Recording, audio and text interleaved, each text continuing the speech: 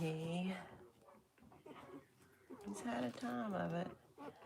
I mean, okay, I'm not going to say he's growing a lot, but he's healthy and he's meated up. But look at what he should be.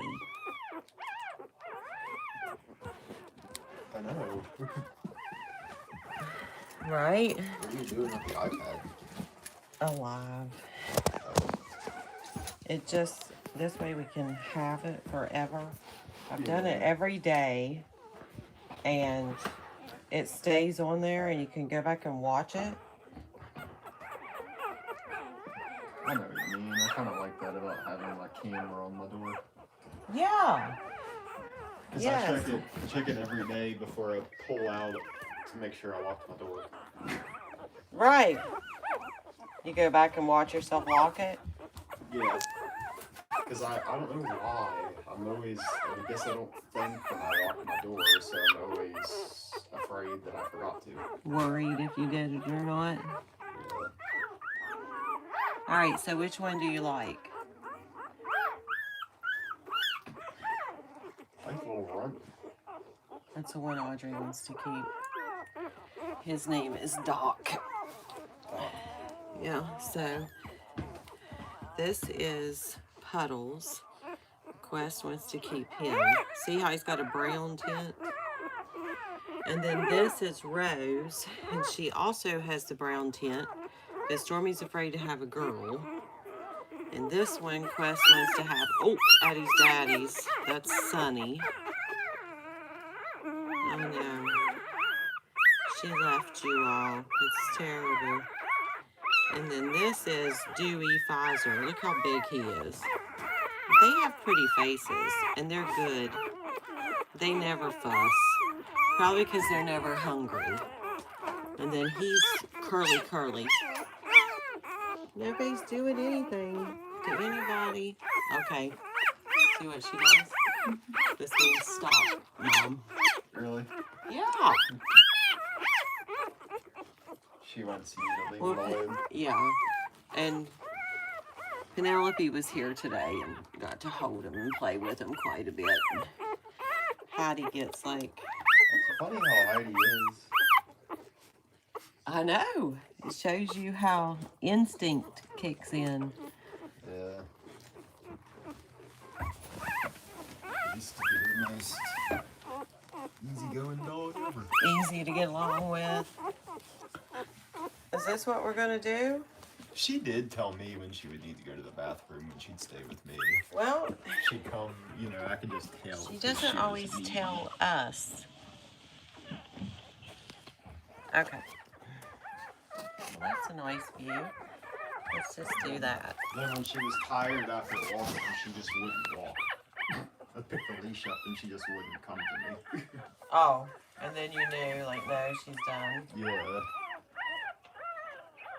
Especially if I would go and I would walk and I'd come back and she still didn't care. Right. This is Jaguar. He's okay. See how curly? Well, she doesn't exactly tell me, but when she comes in the bed and comes around me, which now she's got me down. I got to get up at 6, and she wants to go out and eat. So that was the biggest. This is the tiniest. Look at him. First one born. Found him laying on the floor. 7:15 in the morning. We do give him food. It's some kind of puppy milk supplement, which I guess thank God for Google, because I did this 10 years ago and I didn't worry about nothing. It was Labradoodle and she tended to everything. Of course, she was 8 years old. She'd already had a litter. She had 4 the first time, and now, so when Heidi was going to have her first litter, this is her first litter, I just thought she would know how to do everything. But now Lily lived, we lived near the woods. She ran around the side all the time. She went deer hunting. And this one, this golden dude, she thinks she's a person.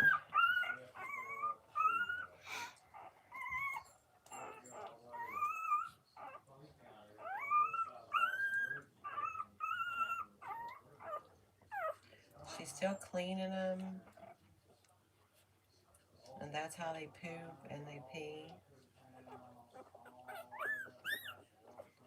So when she, because like this little one, when we feed him, we wipe his little butt and we wipe his little pee-pee and then he pees. So like, I think, I just thought before, you know, they clean him up. Well, I do think that her licking causes them to go to the bathroom. And of course they need to go to the bathroom to be doing okay.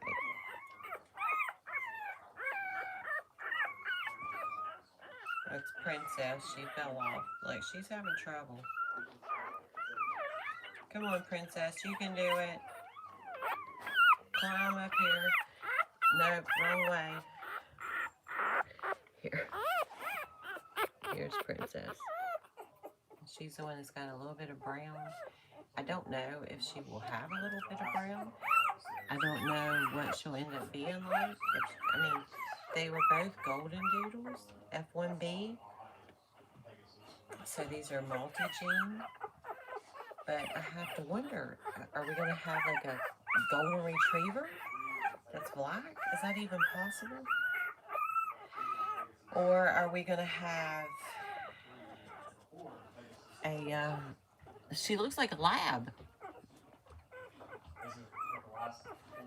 Okay. Oh, Quest is at his dad's again. He'll be back. This is the first day he hasn't been with them. So they were born 1 week ago today. And Quest, when he's here, he can get them to just be fine, can't he?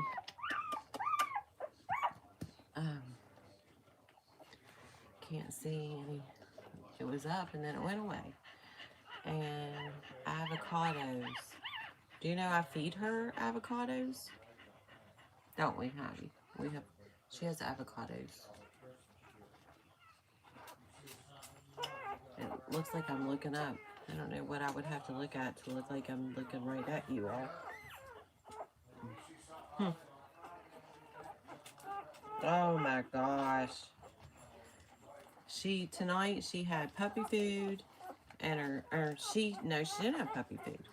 She had a can of tuna and she had the puppy milk supplement mixed with milk and she had pumpkin. Now she just had a roll with real butter. And listen, today she ate a broccoli and cheese, a whole bowl of broccoli and cheese, and a whole bowl of vegetables. Carrots, broccoli, peppers. I made them for me. And then Heidi wanted them. I like fed her one carrot, and then I just gave it to her. Because everything I Googled said that they need the vegetables too. See the colors? I can see this is the one that has a brown tint. And these, 2 of them are nice, dark. It's almost like they're twins. Is that possible? I bet they will look exactly alike. And these boys, the red and black, look exactly alike. And there he got turned upside down. Oh my gosh. So we have 11. We have, this is Dewey. This is Sunny. This is Violet. We only have 3 girls. We had 3 girls, 2 black, 1 blonde. Daddy is black. And we had 8 boys. It was shocking. We had a boy, we had the runt. And then we had, he was a little black boy. And then we had another black boy. No, a blonde boy. But he died. I don't know if we just, Heidi didn't know what she was doing. She didn't get it. He never moved. He wasn't moving in the sack, so. Look how pretty you are, Heidi. Can you see yourself? I know you can't. Look at what she plays with all the time. This is funny. There you go. I mean, they destroy their toys because she has a sister, but Sadie, she doesn't let Sadie come in here. She is not very nice to Miss Sadie right now. Let's put your little boo-boo. We'll put it right there. You don't care about that little boo-boo right now, do you?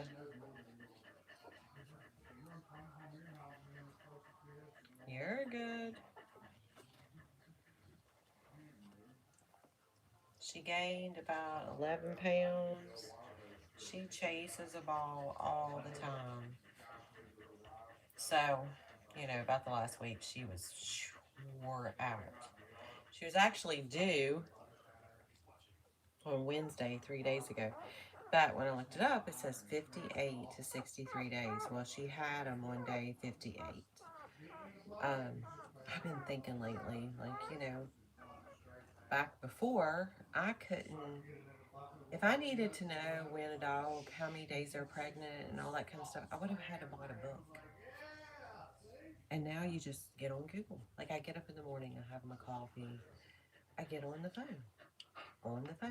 Like, even when I'm trying to just sit and enjoy stuff, they have all these, like, I can learn so much about how to take care of the puppies by getting on the phone. Like, some of them on TikTok scared me. They had me stressed out. One lady kept saying that the puppies were going to be too big because the daddy was 5 pounds heavier than Heidi. That really stressed me out, because if puppies are too big, you know, everything says go to the vet, go to the vet, go to the vet. Well, you know, there didn't used to be a time when you took the dogs to the vet all the time. What's that show after Yellowstone? I watched it. And that man gets shot and he has to just be at home to get cured. No doctor even. Tommy, I wish you could keep one.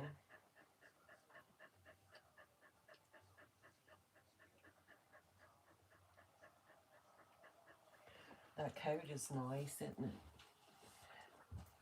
Yeah. Have you watched this at all when you're at work? No. Here, scoot down. This is a nice coat. I got those pants on too. I love everything. Yeah, pants matches your jacket, matches your bait.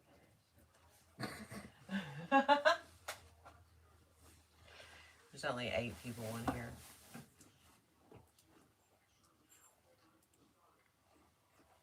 Do y'all want to see? This is my son. Say hello. He always took Heidi for walks. Even when she was pregnant, well, we had to stop after a little while because they go for, I don't know, how many miles a day, Tom? Heidi will go about 10 to 15 with me. I go about 15 to 25 a day. Just have a roll in my hand. Gosh. Heidi, you gave up your babies for a roll. Well, she feeds them all the time. Says they're supposed You're to worse sleep. than a panda. They're supposed to sleep however many hours a day, but You're they so don't. protective over them, and then you just flip them over for a roll. Yeah, she acted like she was going to kill you when you came in, didn't she? No. Okay, so I'm a girl. I like the girls. She is thinning up. Here's one little girl. Say, look how pretty I am. Just look at me. Okay. We'll put her right there. And then here is her sister. This is Princess. See how pretty I am? Oh my. Look, they were all just eating like crazy and now they're all crashed. This is Doc. His name is George Washington, but we had to give him a nickname so that he would live. On day 2, he really wasn't looking like he was going to make it. First one born. He's had the roughest life. He was the one alive.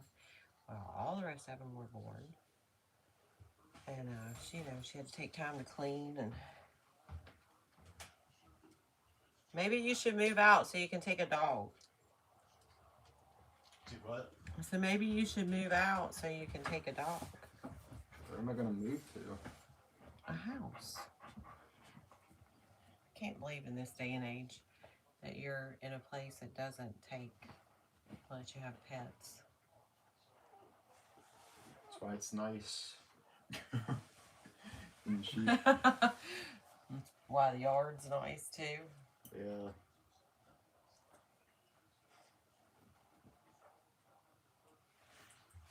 He's so tiny. He really is. I mean, look at him on top of him. Yeah, he's like a third the size. I just keep bothering them. They need to, I'm going to start doing like we do real babies. Like, they need to not sleep all day because they keep her up all night long. Look at this big old boy. Look at you. Monster. And then look at you. It's crazy. Still my favorite thing. And even though he'd be a better football player or whatever, everybody likes the little runt. When will they start eating like other food? At about 4 weeks, you can give them a little bit of puppy chow. So they'll start wanting her food. How far are we away from their eyes opening up? Next week. Next week. So by next week, they should open up. This one is hilarious. Look at his paws. He's so full, and he's had such a good life because he butts everybody out of the way, and he just eats what he wants, takes his fill. Don't you? I probably should have gave him a better name. He's got a little bit of a white chest. Okay. Now, and don't this look like his twin? I think it is. He's not as big. Now, what about him? You think she had triplet boys? Triplet blonde boys? Look, just fine. Lightning. Lightning's not as laid back as Dewey is. Probably because I named him Dewey. Anybody named Dewey's gonna be easygoing and easy to get along with. And here's Rose. She's so sweet. Look at her. She's pretty happy too. Can almost see her eyes open.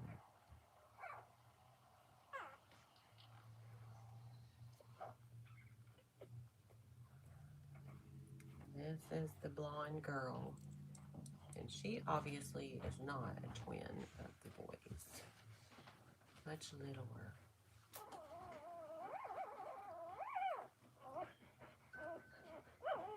What if we do this? Then you stay still? Is that a cat or a horse or house? What? Horse? They're puppies. It's a puppy pile.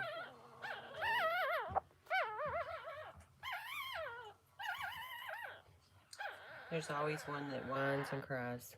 Always.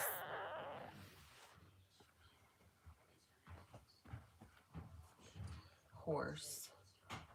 Aww. No. They look like little piglets is what they look like. Don't you think? That's what I think. I just keep wondering. Hi, Sarah. I'm just now seeing the messages. I just keep wondering, will the straight hair stay straight even though their parents are both golden doodles? Like, a golden doodle is a golden retriever and a poodle. So, could they come out a retriever but with black hair? I don't know. Like, I'm just going to keep making the pyramid. This is Puddles. And he is already got, he's going, my grandson is in love with Puddles, and he's going to take Puddles. He has a little bit of brown. Where's your puppies? We'll put him on top of the runt. Did you make some puppies? I don't think I'm gonna pile them up anymore. They're pretty piled up. Rose already snuck back over here. Didn't I just have Rose up? She's like, oh, but I'm so tired. And then Violet. Oh my goodness. Hi. Okay.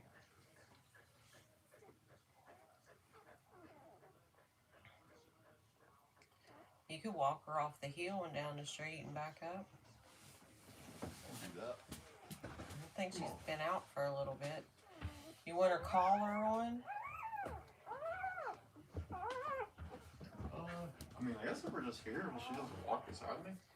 Probably, but just to make sure. Yeah. Because she is.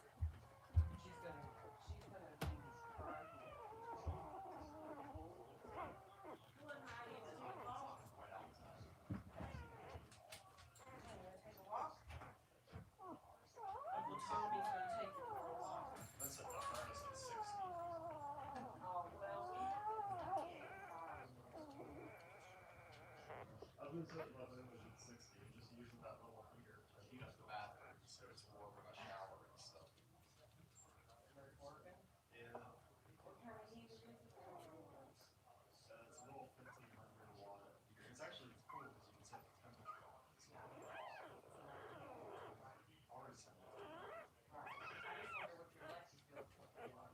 it's cheap. Like I watch it every day.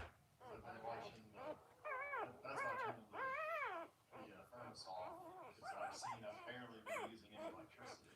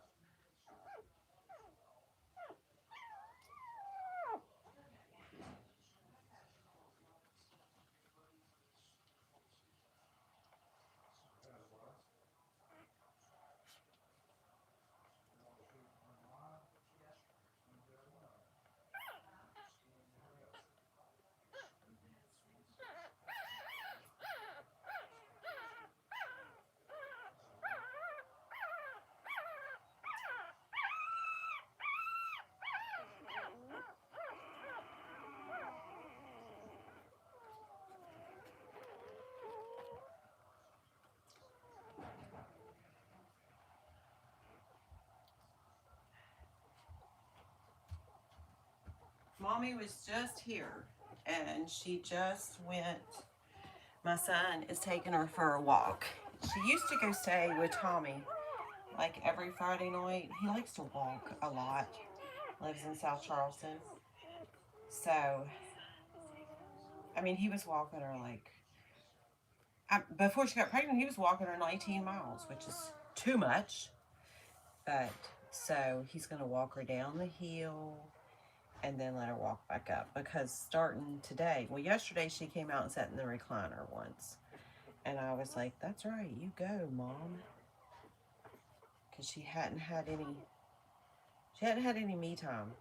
I read on the internet that the puppies are supposed to sleep 90% of the time, and that was absolutely not happening. So, yeah, he was walking her way too much, don't you think? I mean, and then she got pregnant, and he like walked her a couple times, and then he just like stopped. I'm like, look, why are you mistreating her just because she's pregnant? But, I mean, I don't think he was really mistreating her, but so she would get so excited because she got to go on a walk. He would take her, but not take Sadie, because Well, for one, it's hard to take two dogs, and Sadie always got all the attention because she's the little cute one. Sadie's only 22 pounds. See if we can build a pyramid. Then we'll put Jaguar on top. But so she'll be back in just a little bit. You'll see. She won't hardly. She might need to leave them more because I think when she just lays here and feeds them all the time, they're eventually not getting any food.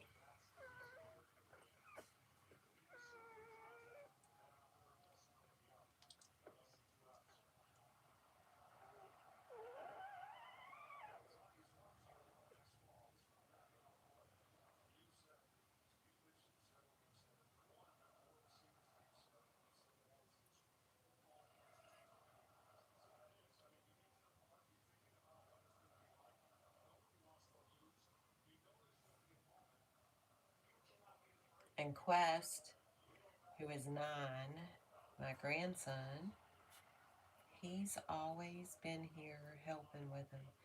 And he can take them off of her boob. He was the first one to be able to take them off and get them to go to sleep on the heating pad. It was kind of amazing. And it's like, I don't know, they just know to trust little children. As they should. This is, I'm not going to say, the one with the green is the biggest. This is Lightning. Look here, baby. Just go back to sleep. Yeah, it's okay. Just go back to sleep. I just wanted to be able to see your nose and your paws because they were like clear, see-through until 2 days ago. Look at you. I know, I know.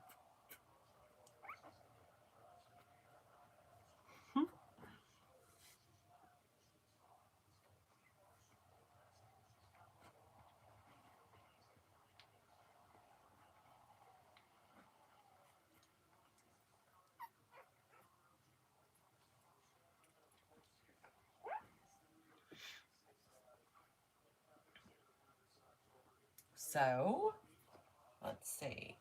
This is Jaguar. He's not, I mean, I can really tell now that I'm holding him in my hand.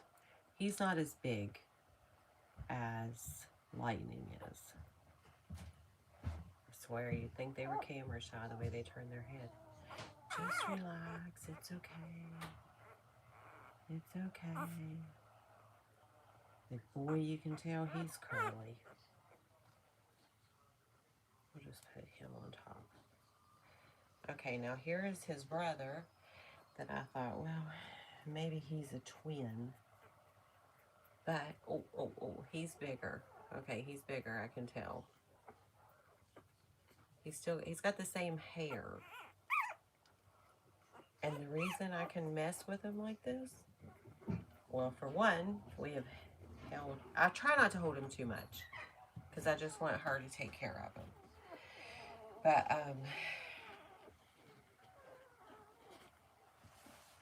they're not hungry, so they're okay. Look, they're doing the pyramid thing.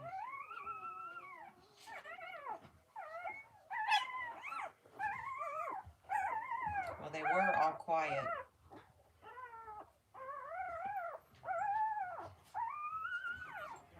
Here, you just lay up here. Sadie, we got down to the end of the road, and Sadie runs in the road and just stands there. I started trying to call her to get her, and she doesn't do anything. And then I started screaming at her to go back. She doesn't do anything. Thank God the car saw her. She would have just been killed.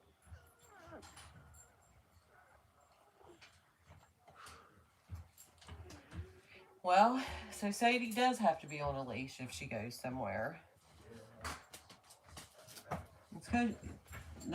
I don't know. She'll just stand in the road. What was she wanting to go across the road? She did go across the road.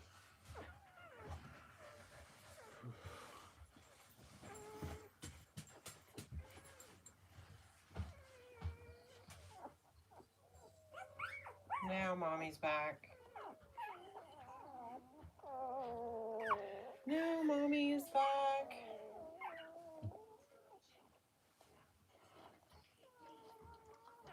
All right, since you're back, I'm going to get out of here and watch the World Series. Oh, oh, oh. They know you're back, too. Here it goes. Feeding frenzy. Sorry, I know that stressed you out. It wouldn't have been your fault. Watch. See how she's guarding, like she don't want to let him in there? Because she can lay all the way out. Buffet style. You said she's laying guarding them? See how her arms are tucked in? Yeah. And see, the little ones, they need in there to eat, but those bigger ones really don't. You see the runt? He's never going to make it up there, so I usually cheat and stick him in there somewhere. And then he'll go find him one. Mm-hmm.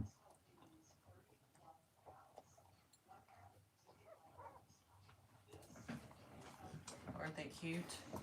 Yeah.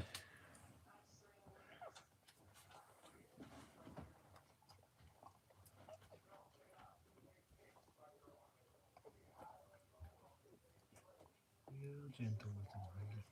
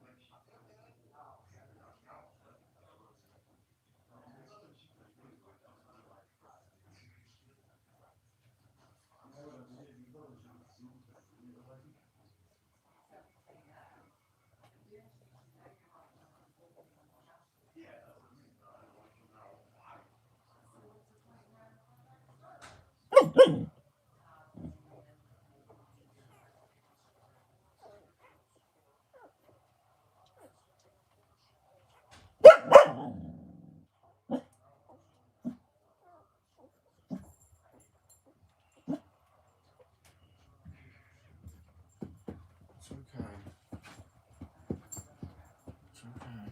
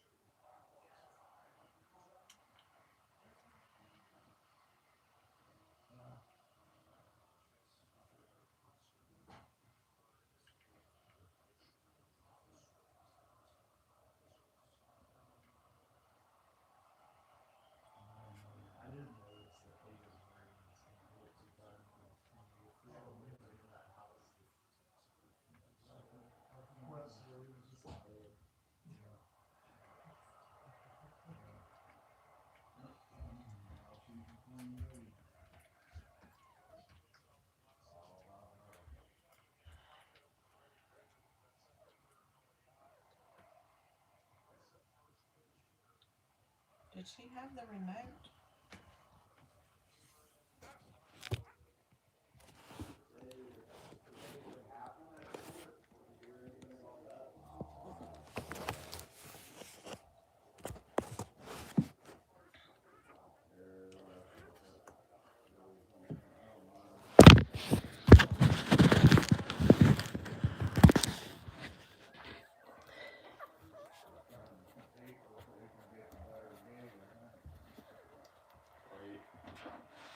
You care about what Wait, happened at court? I'm gonna try to turn the TV on. Oh, that's not a lie. You can hear a conversation. Yeah.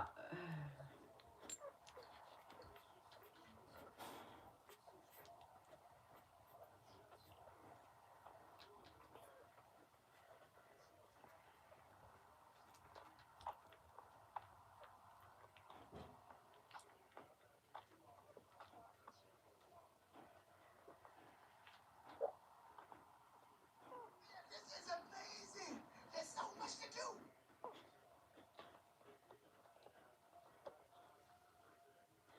We don't want to watch pets. We want to watch nature. You know, some people talk about that their dogs watch TV. Well, I never watch TV.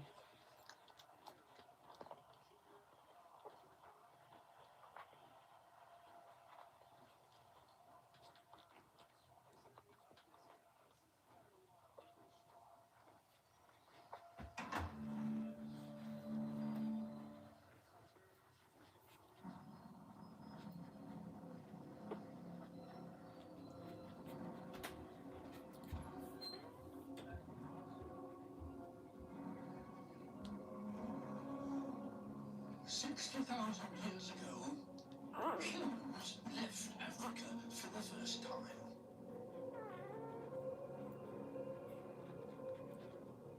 Since then, we haven't stopped, traveling to every corner of the earth.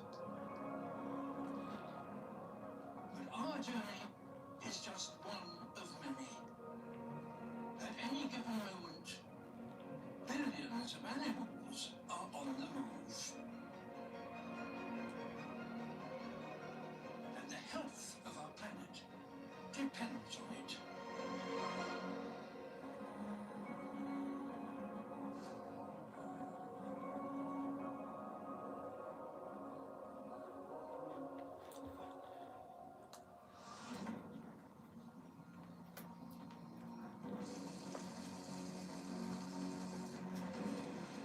Migration is the most vital survival strategy.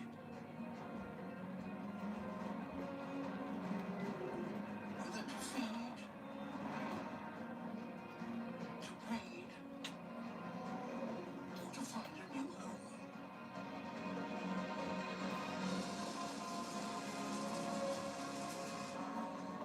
And it's not without risk.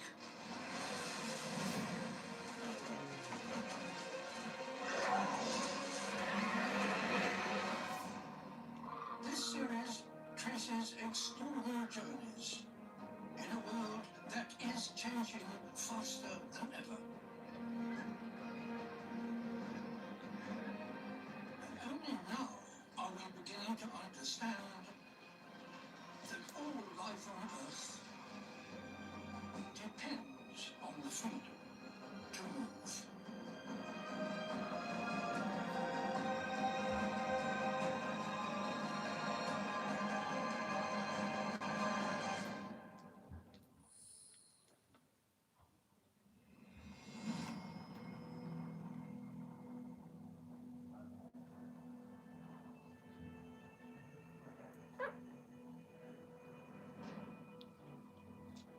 Every year, this land in Botswana is transformed.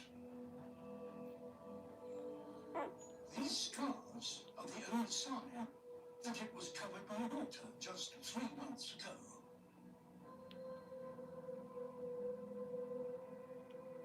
Then rich and green, now baked and barren.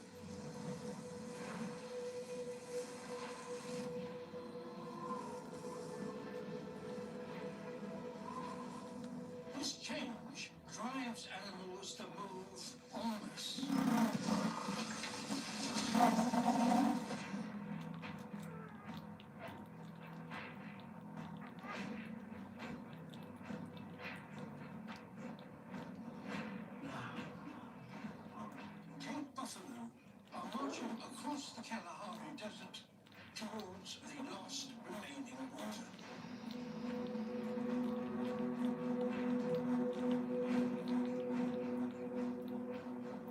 Groups have come together and formed a mega herd.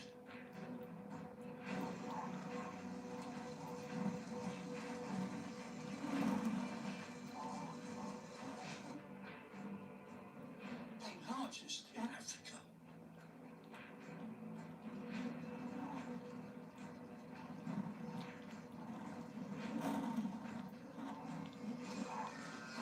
All are making the same annual pilgrimage to one remote marsh.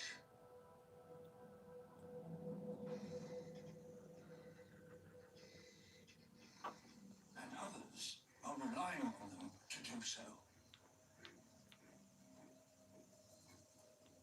These lions are buffalo specialists.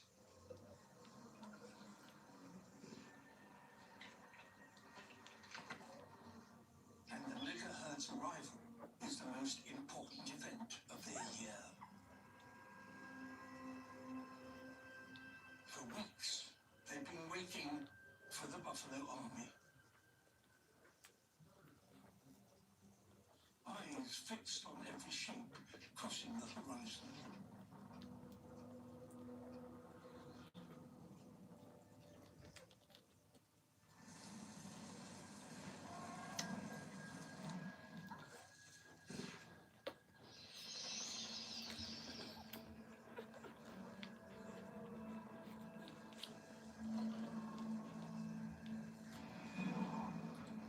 Finally,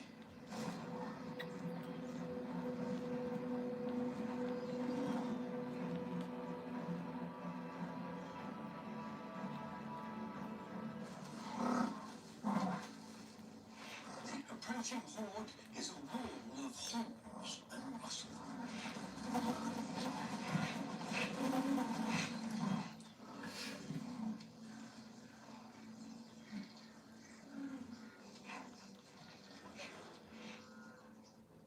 But the lions must find a weakness.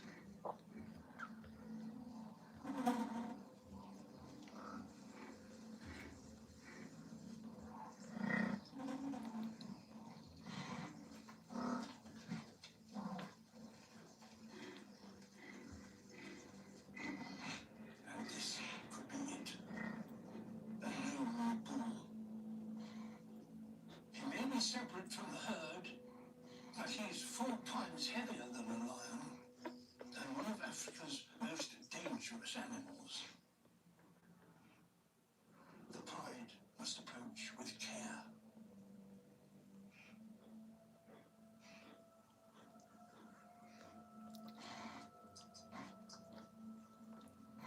One by one, they casually walk towards him, as if uninterested in a hunt.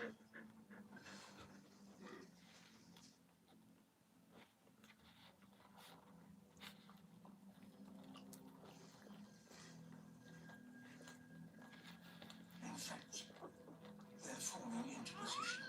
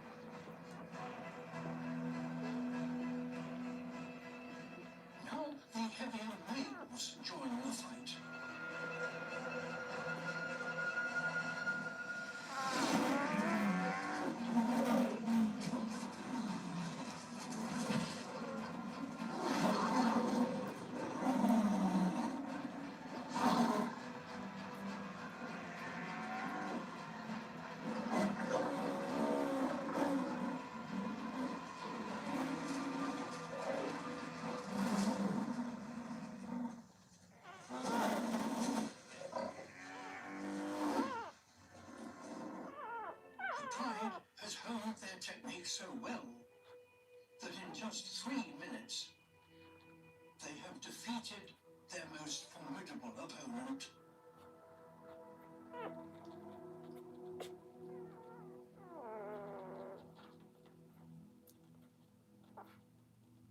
The migration on which the lions depend is one of millions driven by the seasons.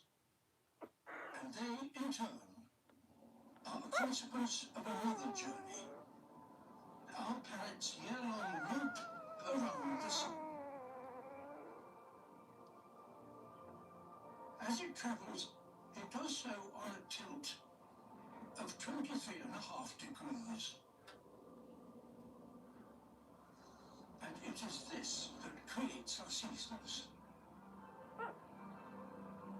To understand how, keep your eye on the North Pole. For half the year, it's angled away from the sun, bringing darkness and winter. For the other half, it swings towards the sun, bringing longer days.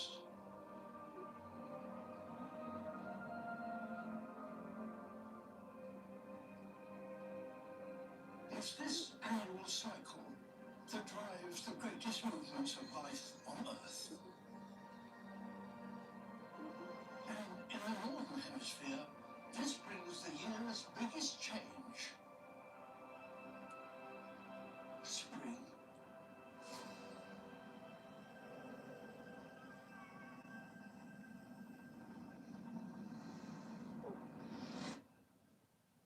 In late March, the days lengthen faster than at any other time. Sunlight increases, quickly heating the land, triggering rainstorms. The Northern Hemisphere suddenly becomes warmer and wetter. Perfect for plants.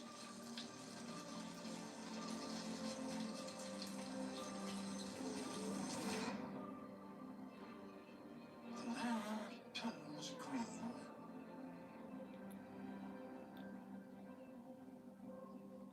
And one animal exploits the boom in plant growth like no other.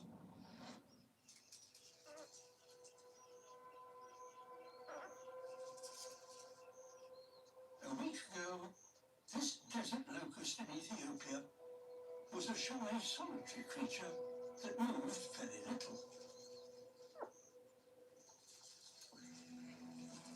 Not anymore.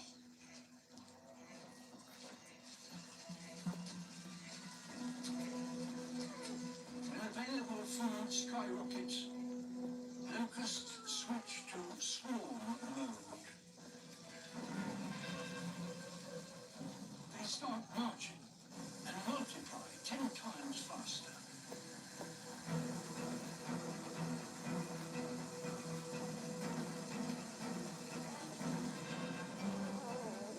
As their numbers explode, they strip the land bare. So, to find more and more food, they must keep moving.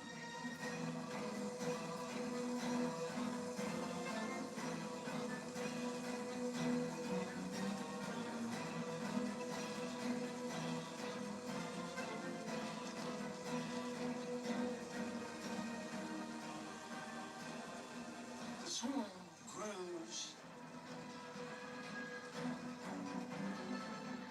and grows,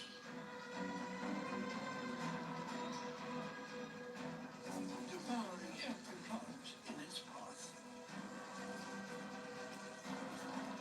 This is just the start. On foot, they can only move so far. To go further, they must change form.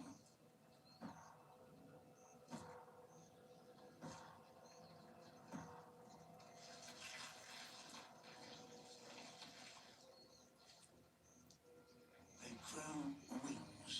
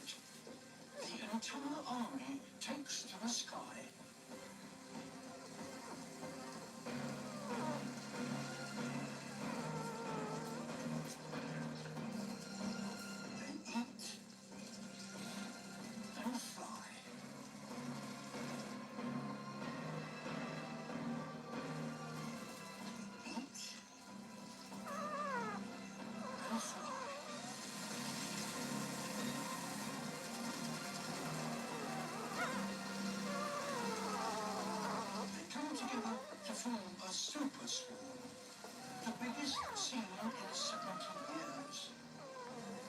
200 billion strong.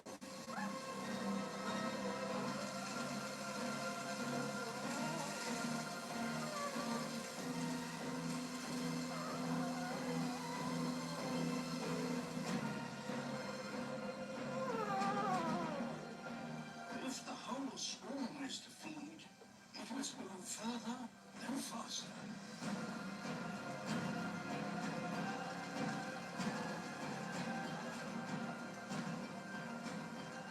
It travels 100 kilometers every single day.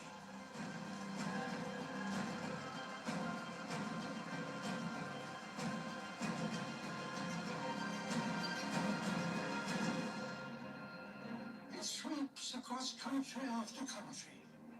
And most astonishing of all, it even crosses the Red Sea.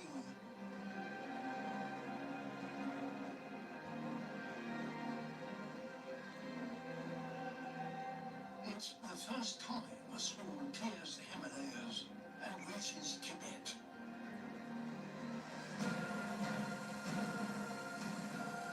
Everywhere it goes, it brings chaos.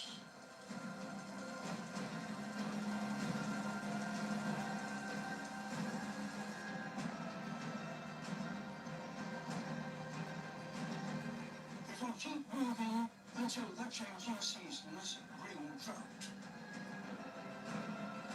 For when their food finally disappears,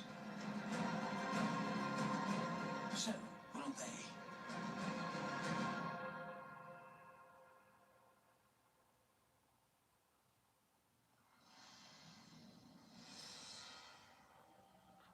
In April, day length in the north continues to rise. The increase in sunlight warms the oceans, creating vast algal blooms and a sudden abundance of food.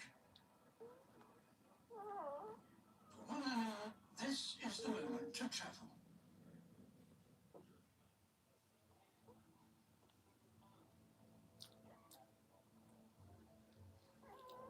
Midnight on a remote island off British Columbia. Underground, something stirs.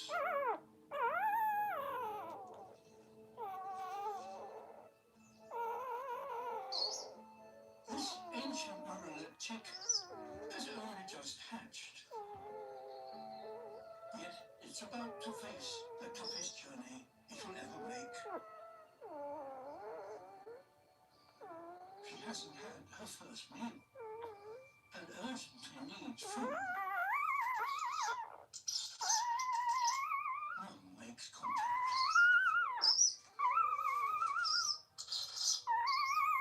Across the island, hungry chicks emerge from their burrows, following their parents' calls.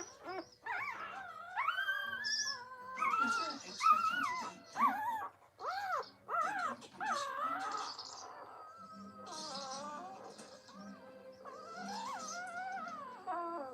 This is the only seabird that is fed exclusively at sea. The chicks just need to get there. They can't yet fly, so their only way to the ocean is on foot.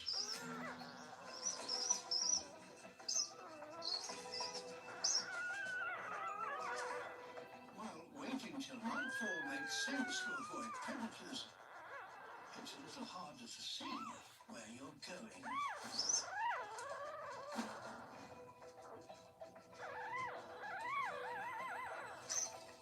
And when you're barely bigger than a golf ball, anything can be an obstacle.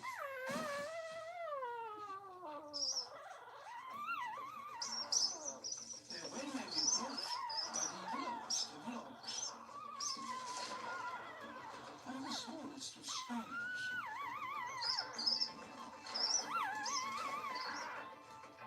For some, the journey is over before it has even begun.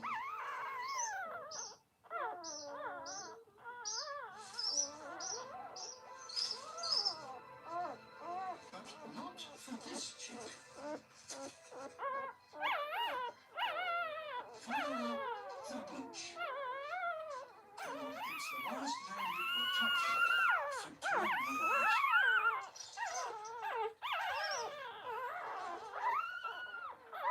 To find mother, it calls into the darkness.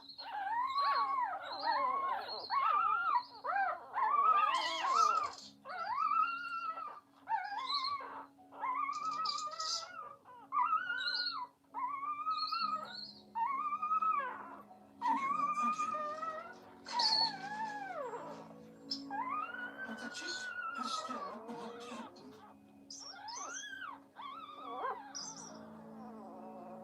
To reach the nearest food, they paddle non-stop for a remarkable 70 kilometers.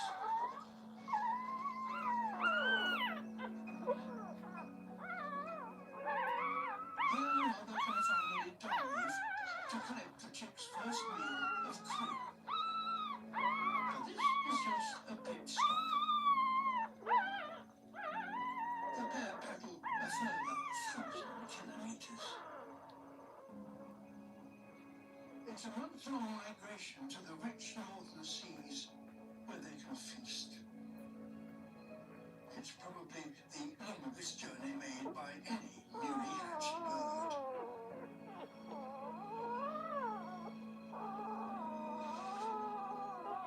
And because the oceans are so productive in summer, the mermaids can spend virtually their entire lives at sea.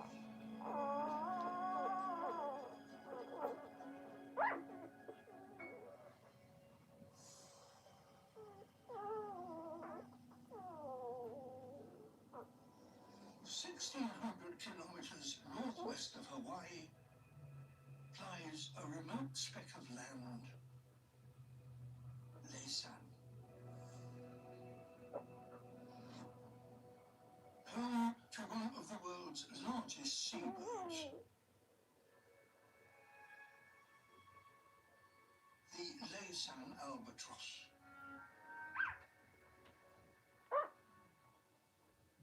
This chick, 6 weeks old, will become a supreme long-distance traveler,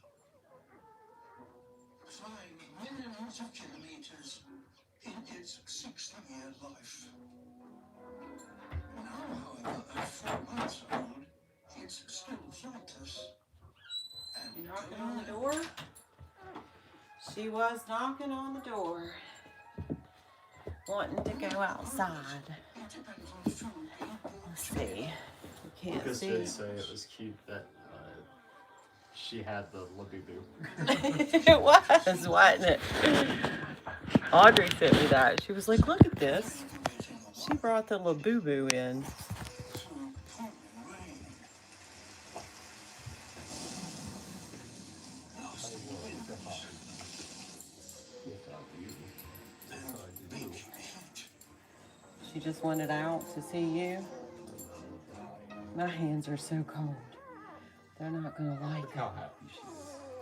I know, she loves you. Crossing the horizon brings hope. She loves you. I will miss Heidi. An albatross Miss Heidi. of the wrong kind. A black-footed. Though she has almost certainly brought food. She's a good girl. You're a good girl. Starving, the Laysan chick tries its luck.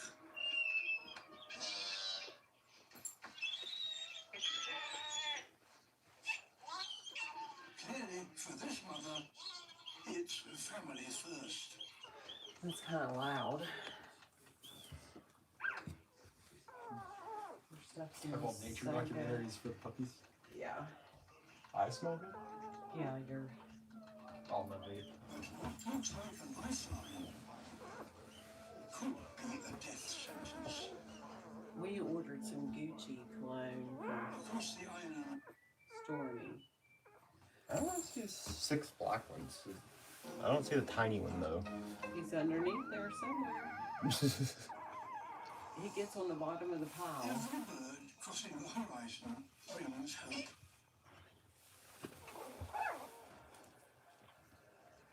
Am I allowed to pet your puppies, Heidi? An Do you albatross. see him anywhere? No. Heidi, where's Doc? But the wrong He'd be kind. fussing if he wasn't under there. A black-footed. Oh. She has almost Hey. certainly You see brought him? food. He's there. Yeah. There he Starving, There you go. the Feeding laser frenzy. chick tries its luck. is, buddy. Look how tiny you are. Turn to the camera. It's family Goes first. backwards. Look at him. I know. Oh.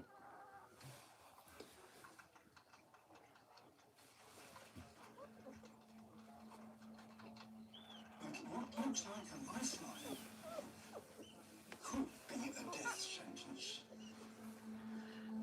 Audrey told me to feed him. Across the island, I think I might try to email work and just see about an animal. Work? Not work, just so apartment much complex. plastic in our oceans that it reaches even the most remote islands on Earth. Carried here by the currents.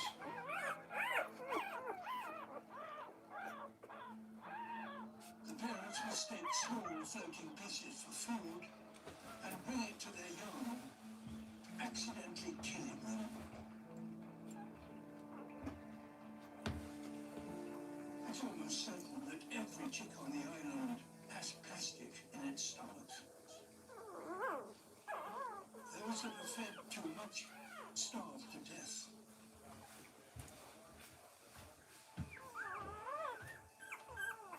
The salmon albatross are in the greatest danger. They consume more plastic than any other seabird. And it's getting worse each year.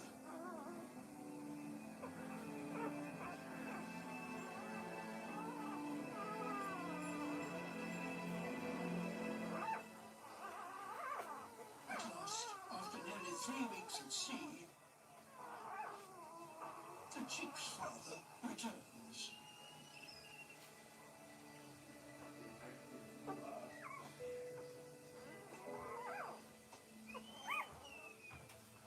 Having spent so long apart, they need to renew their bond.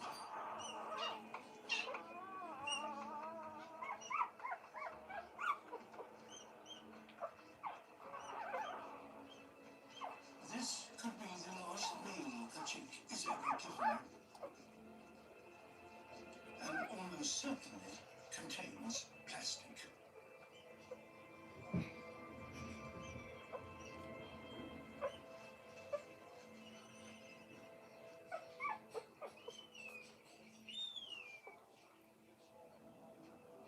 Its father returns to a life traveling the Pacific. And the chick is left to his fate. And it's not over for him yet. Albatrosses normally throw up hard to digest parts, like squid bits and bone. Ejecting lighters and bottle caps, however, is more of a challenge.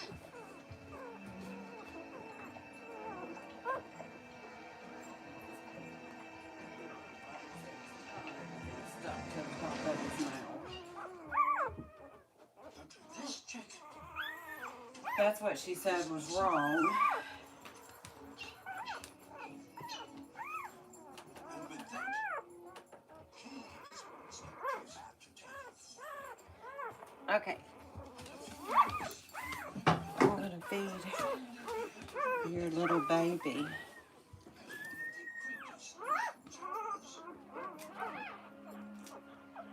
Maybe.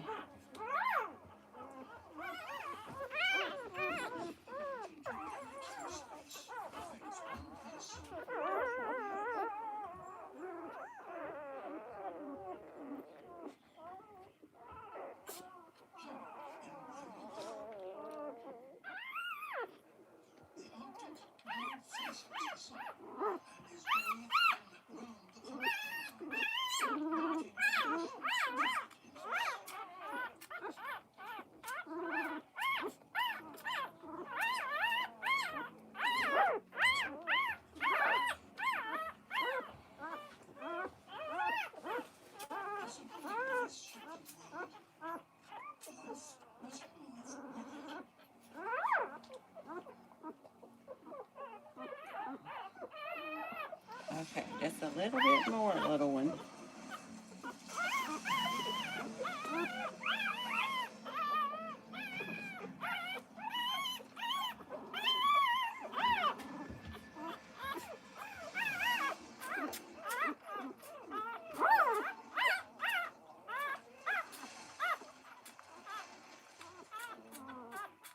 This whole polar bear's home changes so much each year that he can't keep to the limited territory.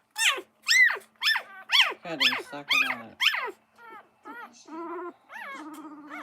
thousands of kilometers east It's a little baby runt, and this is what we have to do.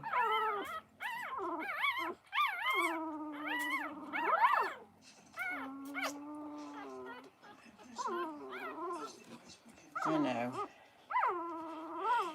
You're okay, Thunder.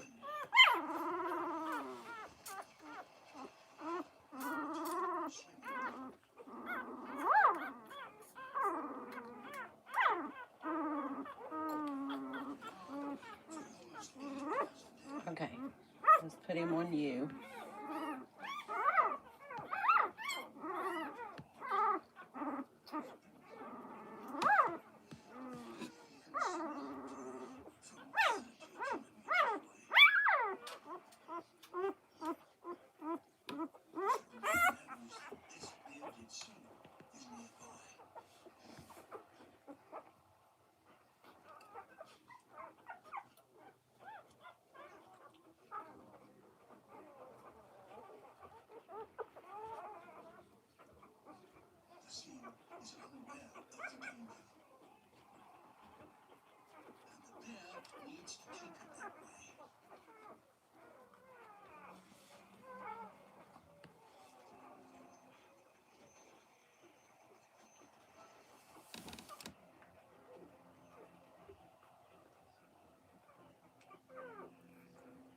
Someone stole my card, my credit card. I had to spend $700 on paper. Yeah, he just made a $690 charge.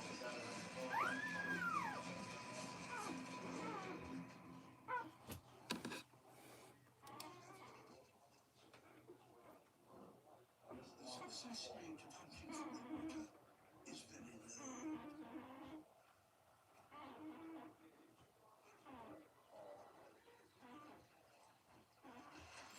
Okay, everybody's eating. I would rather them eat from you than me feed him. Lauren said they're so cute. They are so cute. I can't hardly stand it. I don't want him to grow up. Look at that.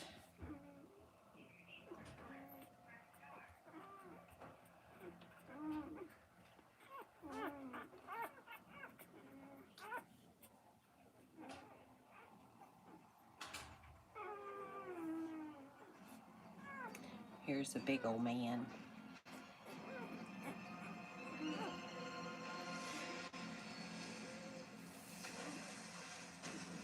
Good mommy. Good mommy. I'm gonna have to cut your hair right there.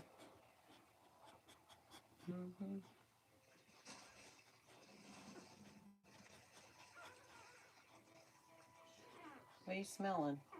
This young bear has yet to master the art of stalking Oh, fox. my knee is blocking it. But it's important that he does. I'm going to sit down. You can't, what? Heidi.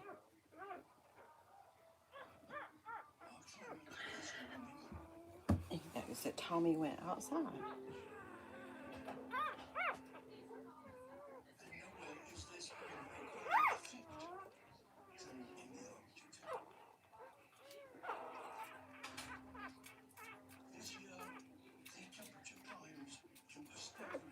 It's the only one we feed, and it's because look how tiny he is.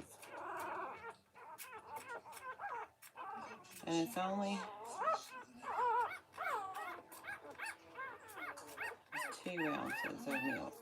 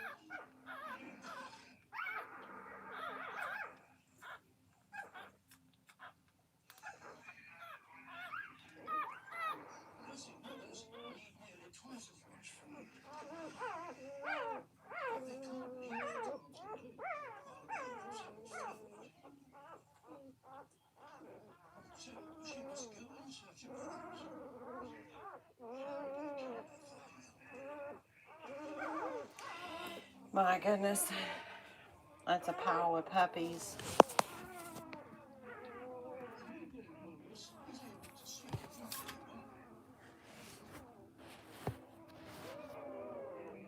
But he's not yet strong enough to travel far. So, for his first journey, he hitches the ride.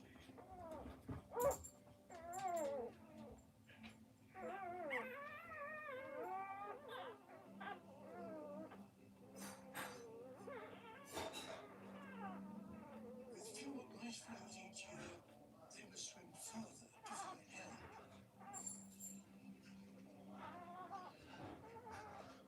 And until then, his mother can't feed.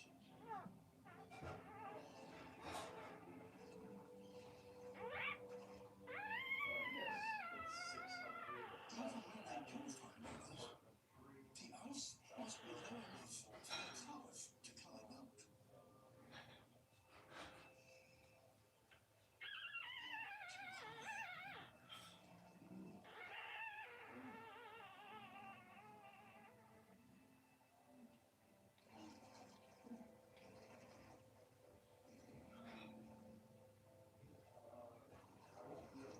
This looks just right.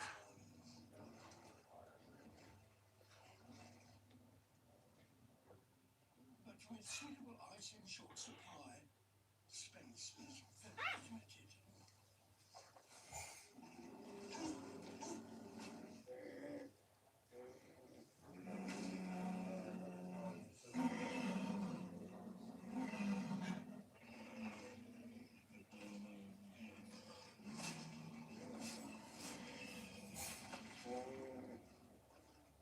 It's not the welcome they needed.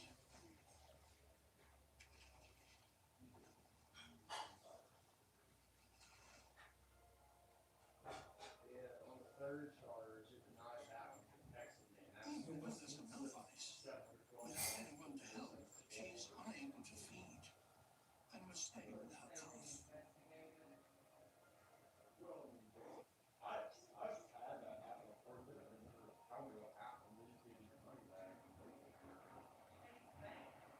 Their search must go on. The calf will depend on her for the next 3 years. Wherever she goes, they will go together.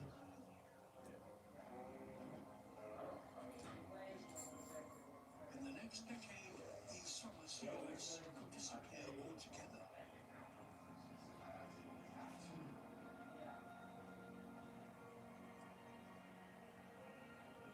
If that happens, even for the Arctic's most seasoned travelers, there may be nowhere left to go.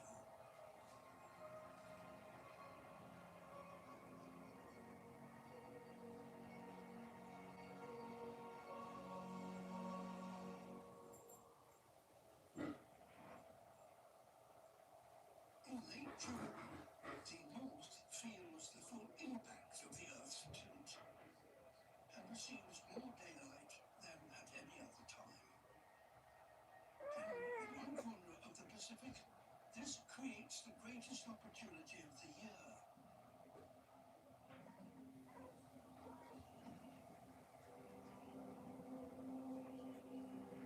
For 6 months, Alaska's Bering Sea appears lifeless and empty.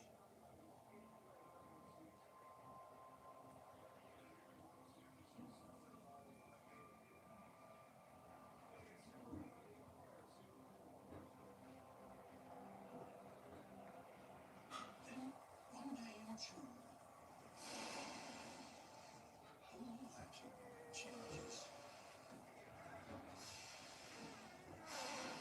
Humpback whales arrive after a month-long voyage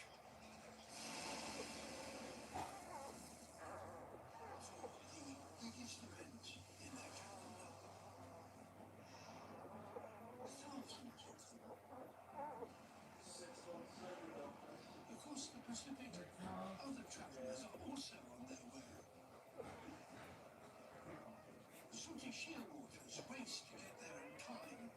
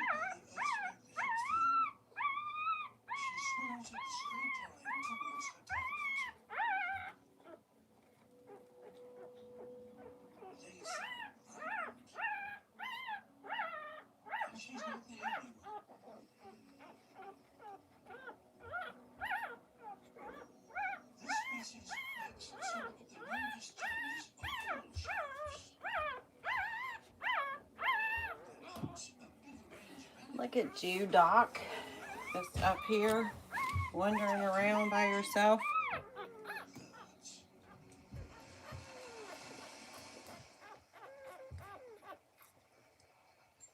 The Laysan albatross chick hasn't eaten since he was abandoned by his parents 2 weeks ago. To find food, he must now leave the island. Check out these.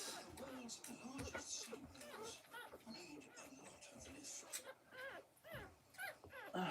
You gotta give me a minute.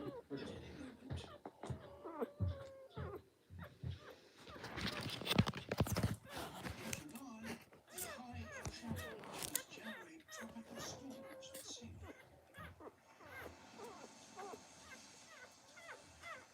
Bring wind to Laysan, and a young albatross a ticket out of here.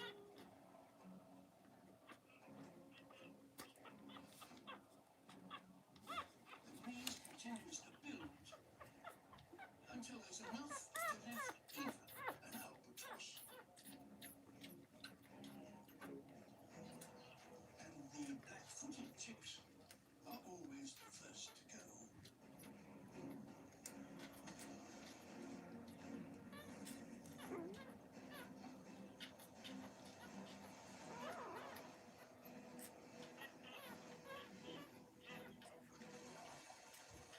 A chick's first flight is never a long one. And here is often their last.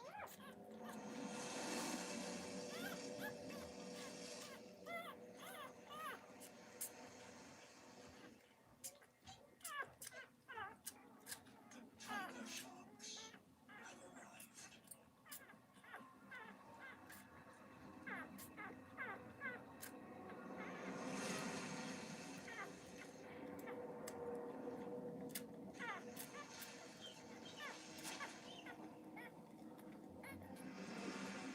And they are very effective.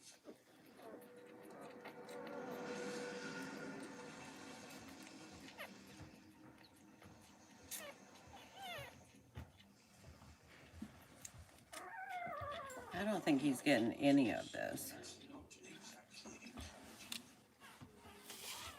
It's now Oh yeah, they're just like the blue ones. No, these are they're like the khakis I wear. Yeah. They're like these, but Turn the light on. I can't see them. Oh yeah. Okay. when I ordered them in a large, like the same as I have the Yeah. other two. They were huge. These are small. Yeah. They're just made real big. Well, it's Yeah. because all this China clothes, you don't know Right. what you're gonna get.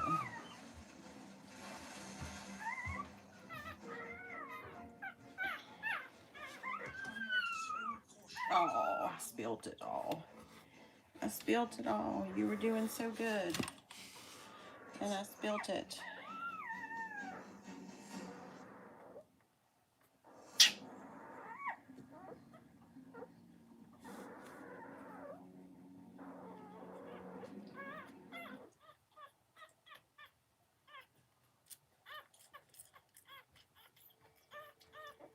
Laysan, the remote island in the Pacific Ocean. This is how I'm feeding the little one. To this Laysan albatross chick. We use this supplemental puppy milk He's ready to make his way every day. It's okay. You're doing good.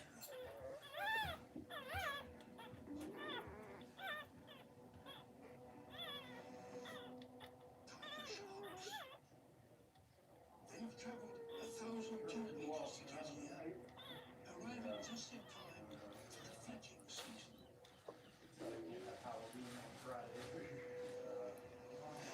What are you doing, Heidi? Will be the most dangerous Huh? journey. We see you up on the bed.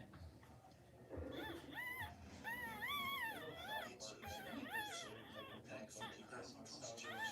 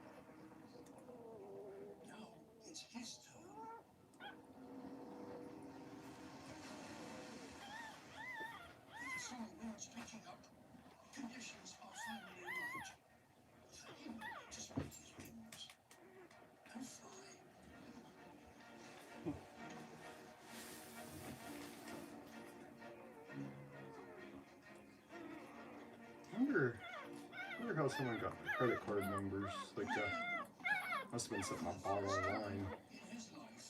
I don't know. Because the first thing I did was run out there and grab my wallet to make sure I had my wallet Right. recovered. I heard you say to Chris somebody stole your credit card.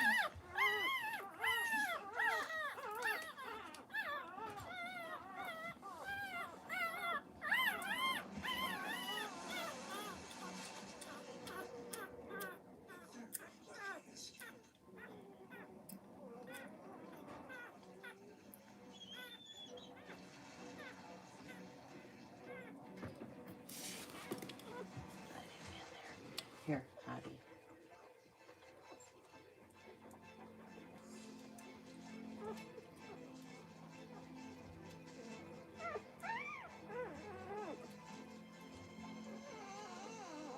He's off. He may not touch land again for 4 years. As he travels hundreds of thousands of kilometers across the ocean, searching for food. Okay.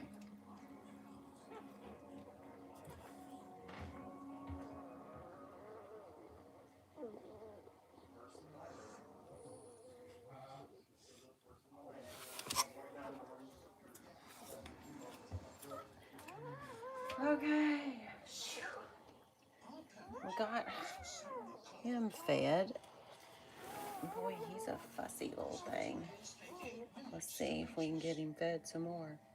He can't even find it. Due to the Earth's tilt, they don't stay on surface evenly. Nope. There we go. Solar energy Let's just feed him for a little bit, okay? Because he needs it the most. a huge increase that comes with solar. I mean, he can barely suck it out of this bottle. So let's let him get fed. In early July, the flower meadows of Europe receive more sunlight than at any other time of the year. And that makes it a very busy time for honeybees. Children are worked hard to exploit the sun's riches. To make just half a kilo of honey, a colony of bees must fly 90,000 kilometers and visit over 1 million flowers.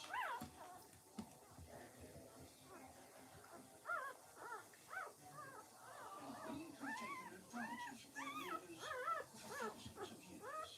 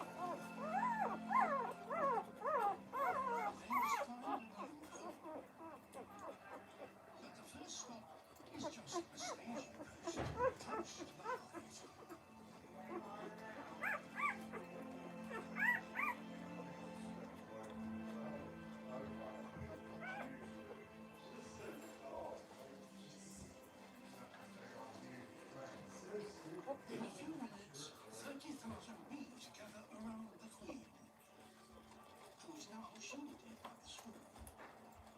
Okay. Puppies are fed. Or puppy is fed. Oh, you moved over there so they could all get in there, huh? Out in the open, they're vulnerable to the elements. What about the little one? Did he make it? Or he get stuck? Is he still in there? He probably just slid right with you. Scouts set off, I know it can't all be about the runt. a tree hole that is just And I constantly say, now look at this. I didn't touch anybody. Oh, don't be kicking Rose. Look, we got all the beige puppies. It's funny how they do that.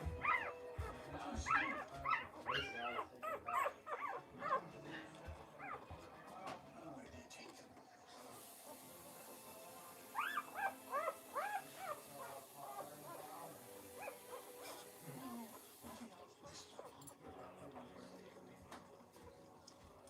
It was promising. You want some water?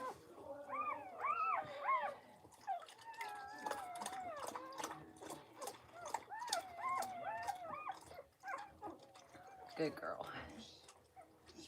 I'm gonna put it right there. You want more?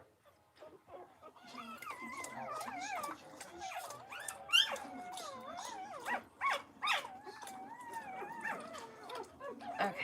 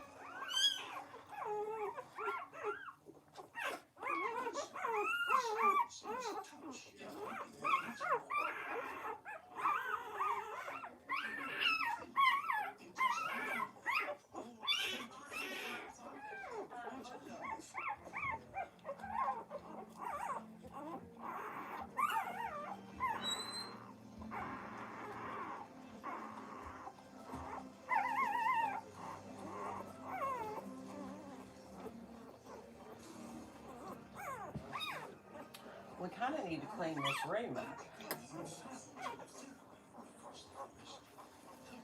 That's what we're going to do.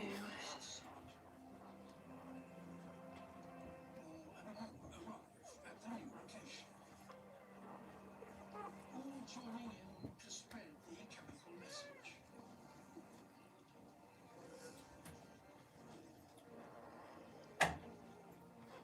Within a few hours, the entire swarm has made the move.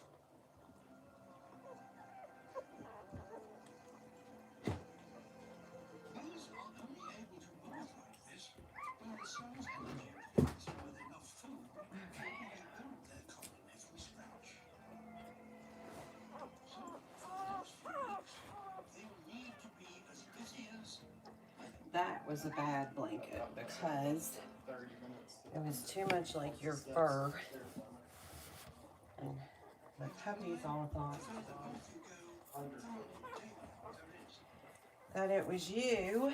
Now, for just a brief period, this increase in solar power turns the Arctic climate into a rich forest, attracting more than 1 million snow geese.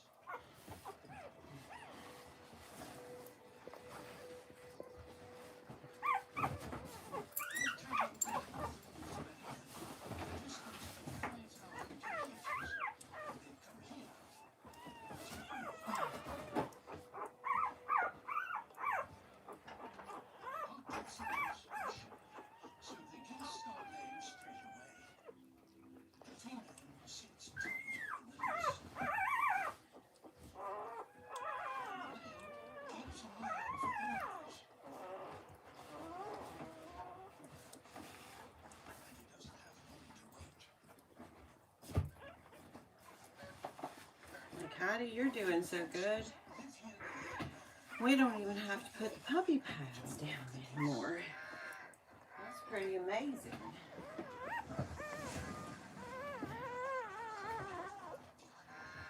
The fox's survival depends on a steady supply of eggs.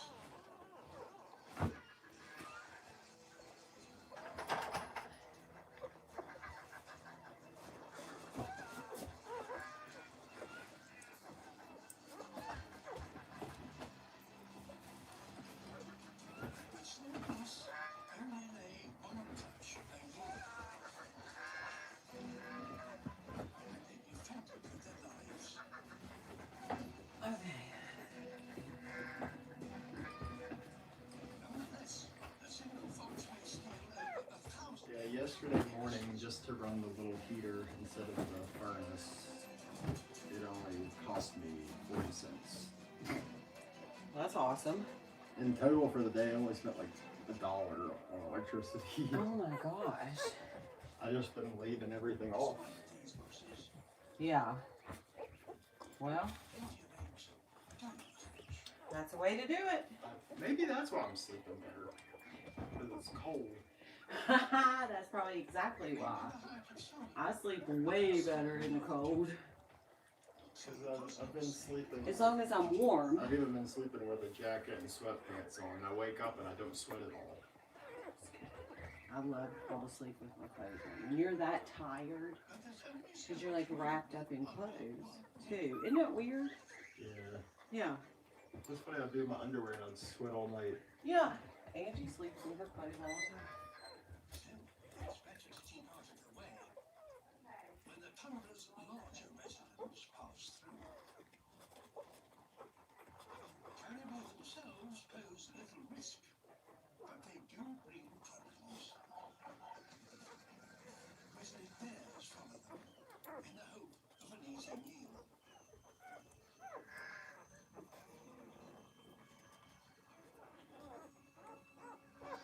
And their presence causes a stir within the colony.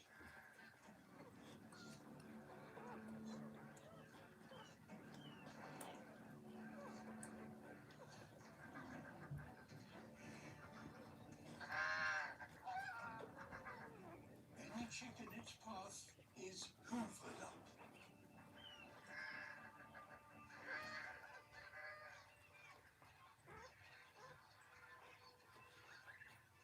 With things getting dangerous, it's time for these chicks to start their life on the move.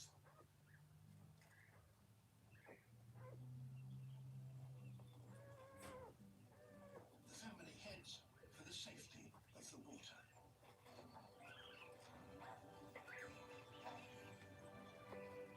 In just 8 weeks, when the sun's power starts to wane here, the goslings will make their first flight south, all the way to the Gulf of Mexico.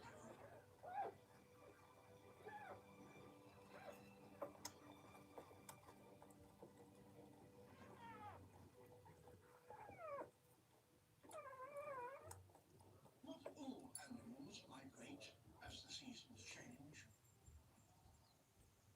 Lions trot on the same territory year in, year out. So this pride in East Africa's Serengeti relies on prey coming to them. Right now, it's the height of the dry season, and the long grass plains where these lions live are relatively empty. But things are about to change. Heading towards them are shiploads of thousands of wildebeest.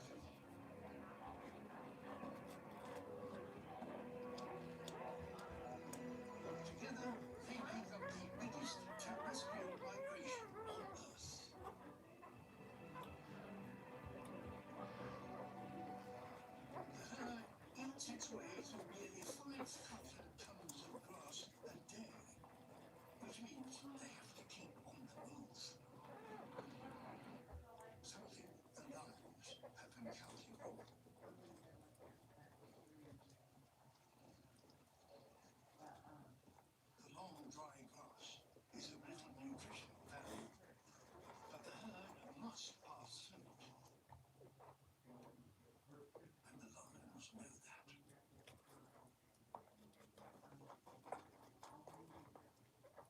The grass provides a very effective cloak of invisibility.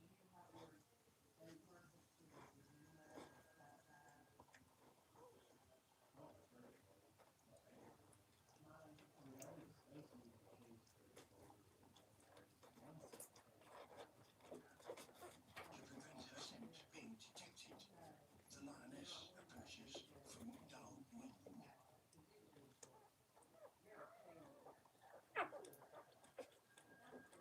Stalking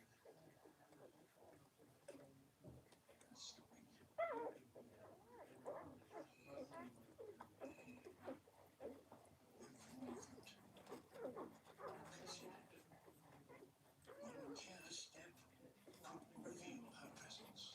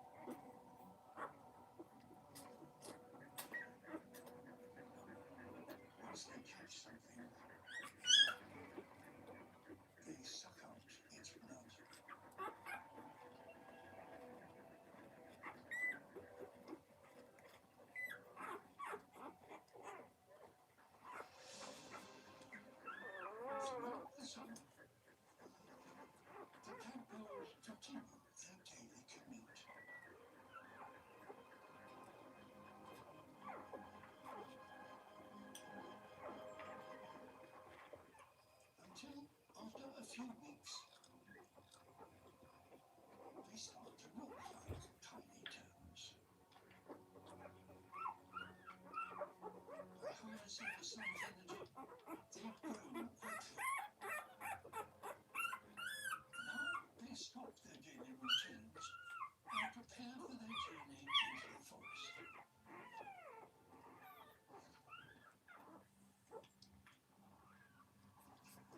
Year 2. Predators await.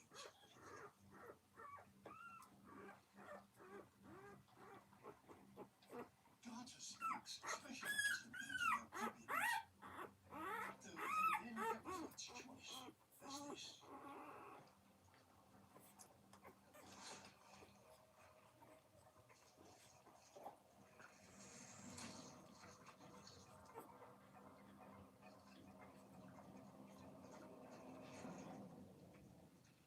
Eventually, the sheer numbers of young toads overwhelm the snakes.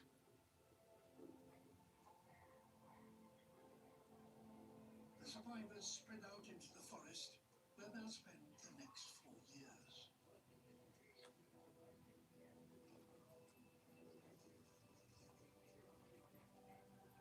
Until it's time for them to head back to the lake to breed.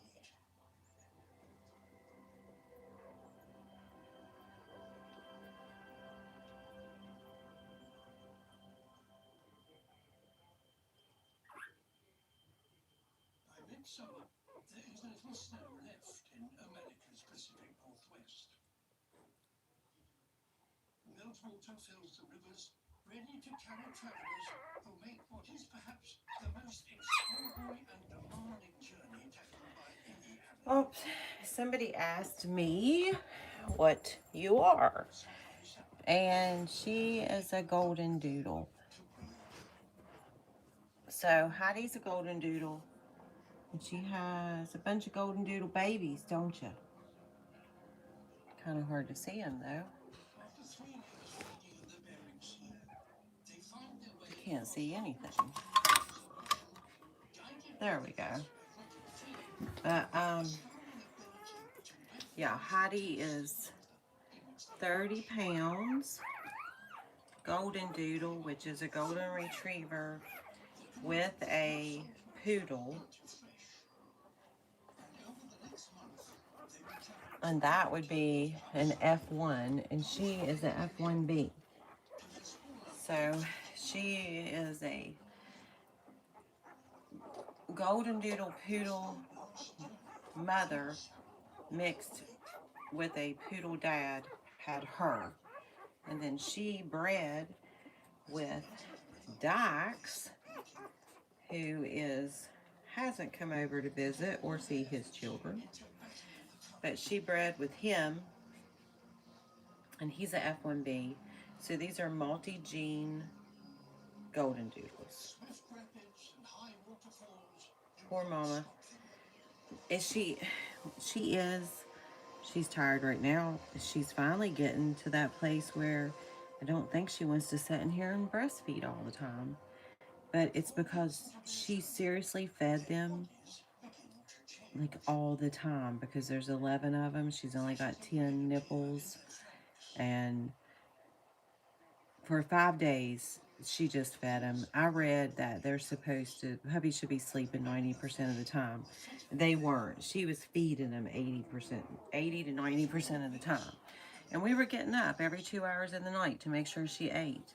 But today she got to go take a walk, and she played ball outside, and Penelope come to see her. Do you want to go outside? Huh? Do you want to? She just had... Oh, wait, don't get up yet. Don't get up yet. We will in a minute. Let them get done first. She had tuna, the extra puppy milk, and... What else did you have? Pumpkin. This was just a little bit ago. And then she had a roll with real butter. And she had a little bit of roast. And she will have some chicken and some puppy food, because all of that helps her milk. So, you know, I've never heard of a groodle. I mean, is that what it's called? I don't think so.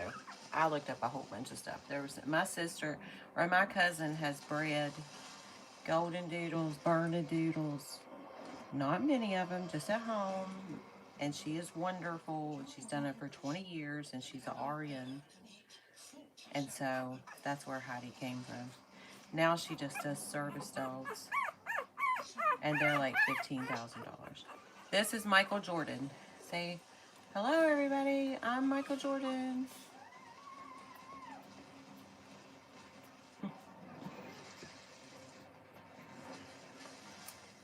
And this is Sunny Boy. Another boy. We have 8 boys and only 3 girls. And we have 4 beige. And this is lightning. And this is thunder. Thunder and lightning. Look so much alike. Look at that. They really do. Like, are they twins? They just got the dark on their paws. They both have white on their chests. And now they're just going to try to get back in there. Into the feeding frenzy. Golden Retriever Poodle, first bred in Australia. Have a groodle myself. Oh.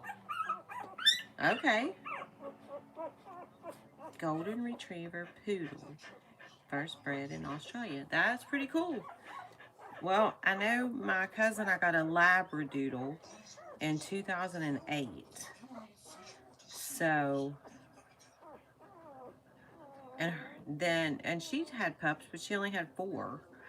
And that's about the time she started breeding golden doodles. Do you live in Australia? Courtney, do you live in Australia or do you live here in the United States? I mean, I think it's a good name. I'd like to say groodle. Golden Retriever Poodle. I mean, that's what we're calling a golden doodle. Groodle is much easier to say. I didn't know they were first done in Australia. But a retriever is super smart. Part of me started wondering, like, I mean, this is a big litter. Do they always have big litters? This is Jaguar. Shh, quit fussing. I live in the U.S. Okay. Well, I'm in West Virginia. And my cousin was in West Virginia, Kentucky. Now she's in Missouri, I think. Maybe I should call them groodles. And then more people would be like, what is that?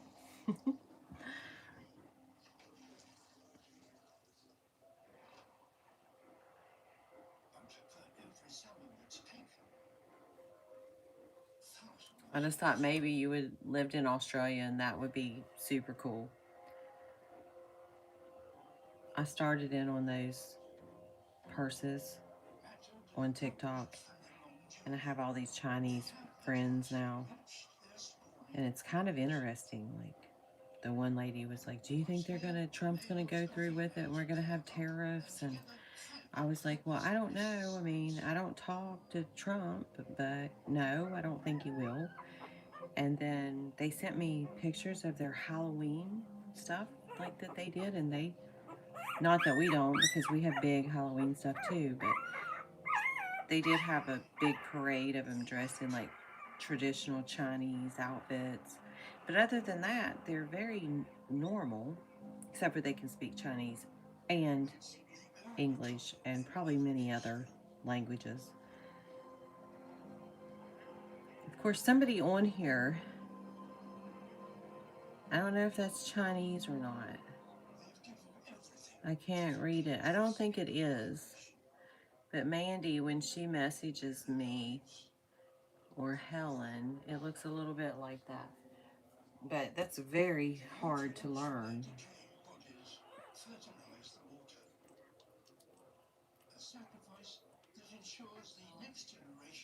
will have the very best start in life. Okay, I made the bed.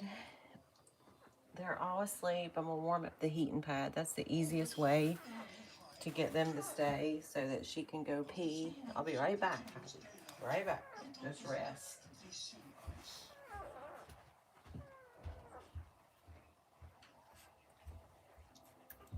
And that makes life very hard for this ice bear and her 8-month-old cubs.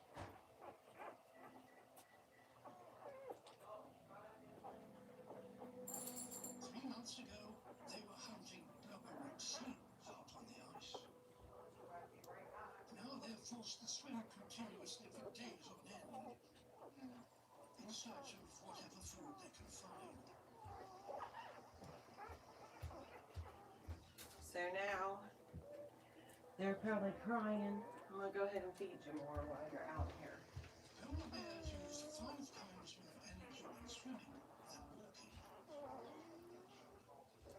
And that is beginning to take its toll on our smallest puppy.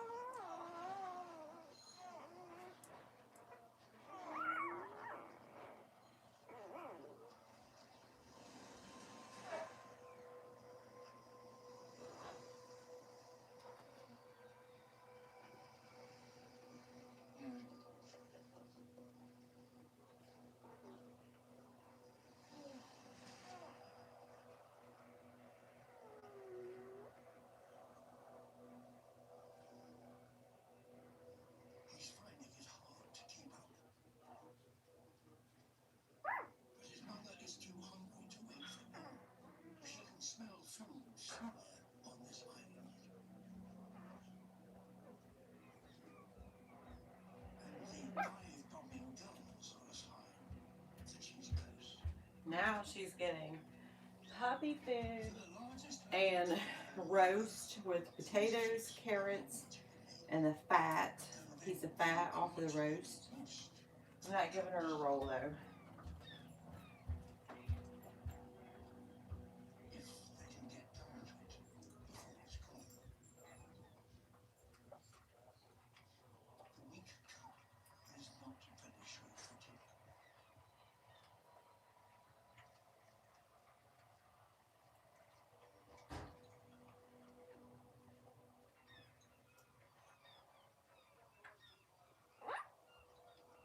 By the time he's caught up, it's too late.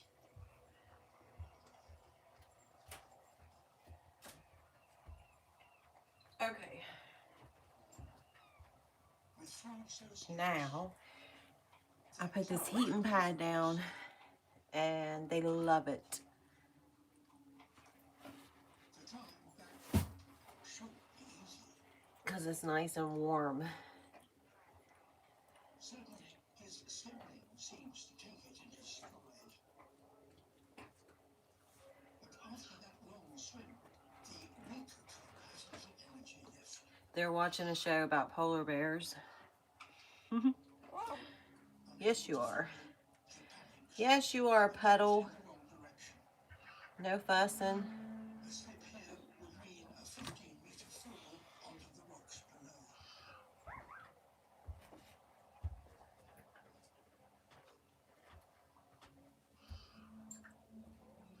His mother takes no notice of his problems, so desperate is she for another meal.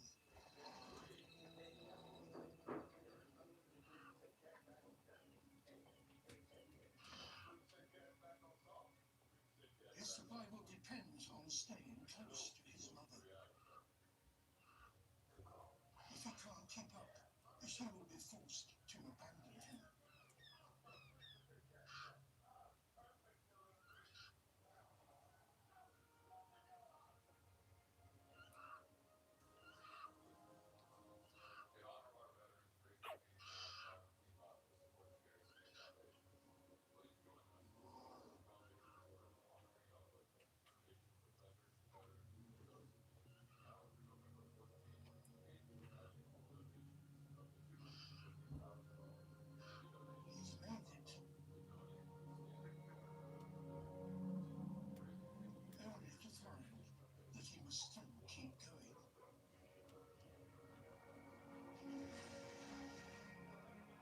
It's a journey this young cub may not survive.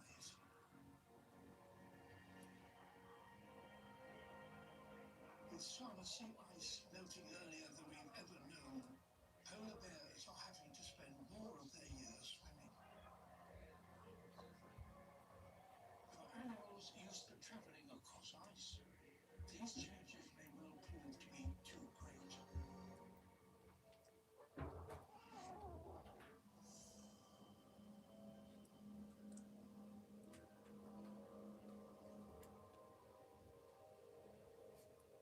6,000 kilometers south of the Arctic, the summer sun is also heating the shallow waters of the Persian Gulf, making the sea here the hottest on the planet.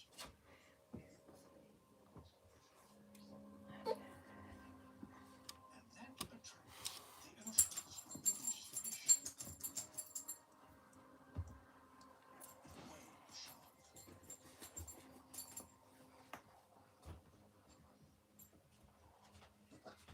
After a journey of thousands of kilometers, it's arrived in time for one of the best feeding events of its year.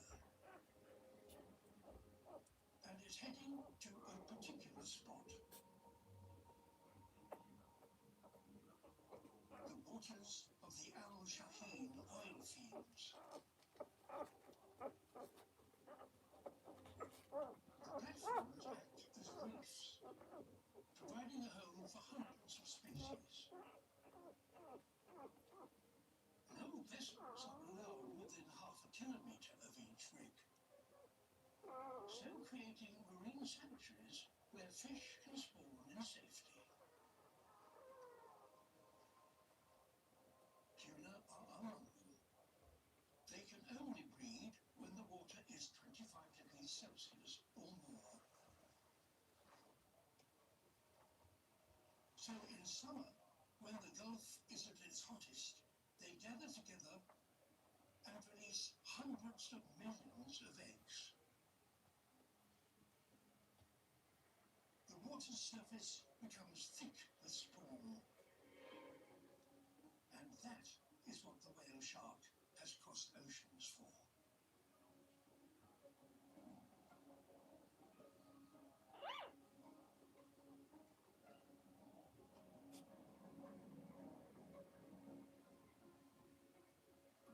Taking in water through its meter-wide mouth, it collects the eggs.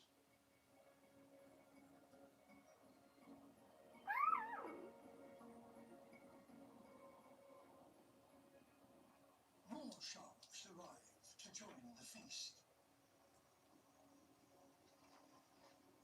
And this is the hottest sea on Earth. And after feeding for a few hours each morning, the whale sharks will have to return to the cooler depths.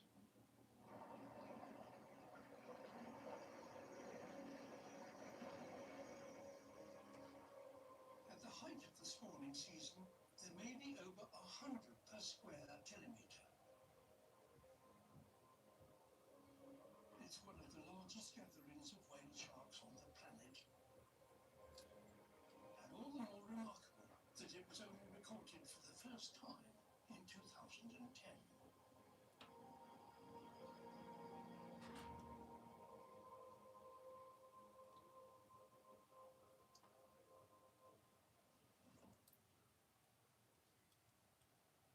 Back in the Serengeti, 1 million wildebeest and zebra are still on the move, following the sun and rain in search of fresh grazing.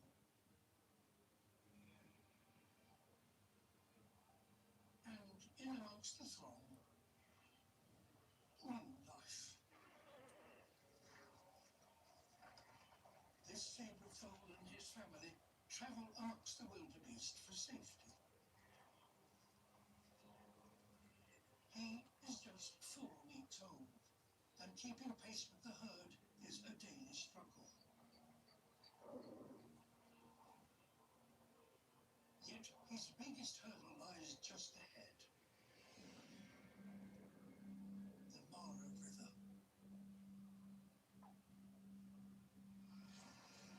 Its fast-flowing waters claim the 6,000 animals a year.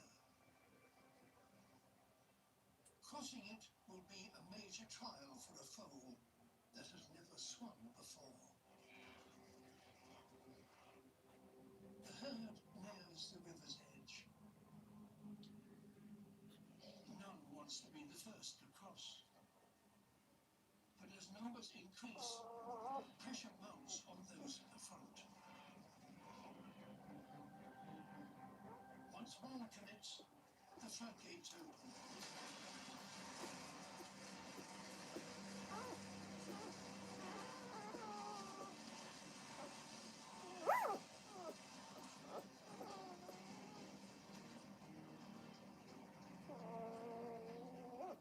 The foal and his family wait.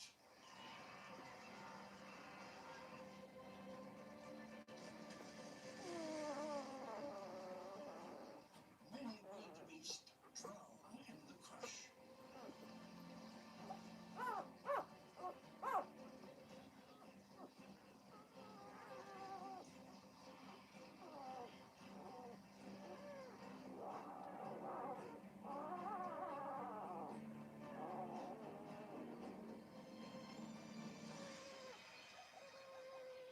Still, the zebra hold back. And with good reason. 5-meter-long Nile crocodiles, amongst the biggest in Africa.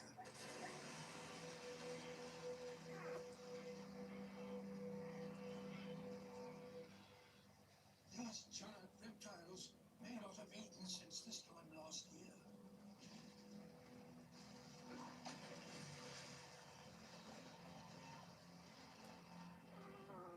With so many targets from which to choose, they can afford to take their time.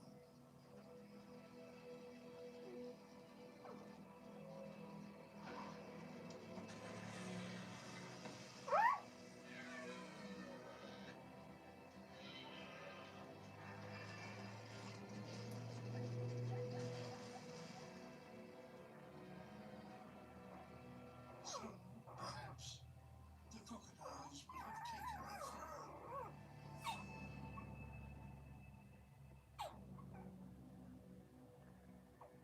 No such luck.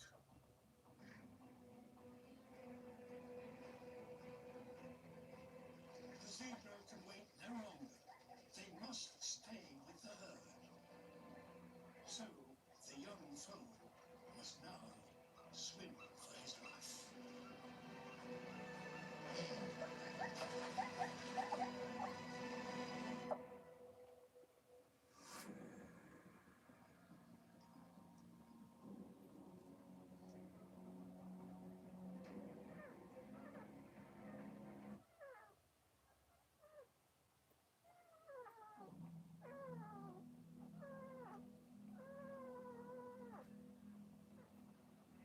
The maiden wildebeest, after 1,000 kilometers on the march, are facing their greatest obstacle on their annual migration.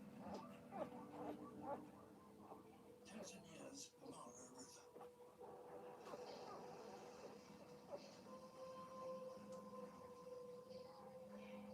Traveling with them are zebras, some females with foals.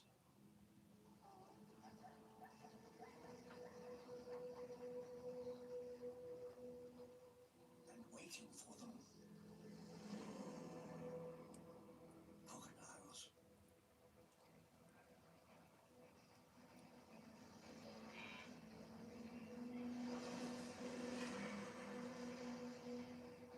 The smaller a foal, the lower its chances.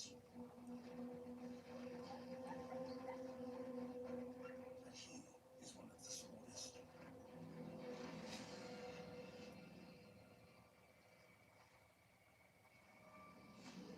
He tries to stay as close as possible to his mother. Those that get separated are unlikely to survive.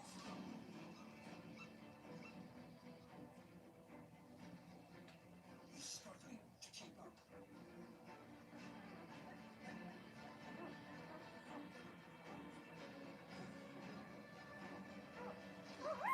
All he can do is kick.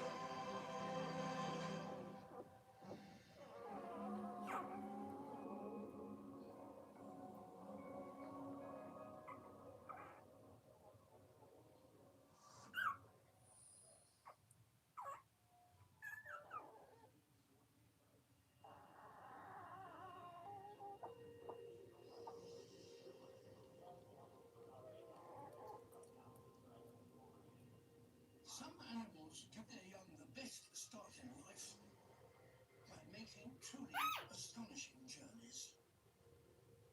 And it's not only where they go that's important, but when. Mexico's Pacific coast.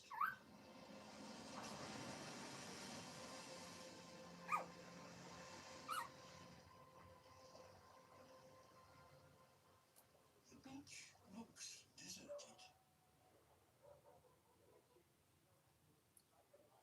But beneath the sand, thousands of animals are on the move.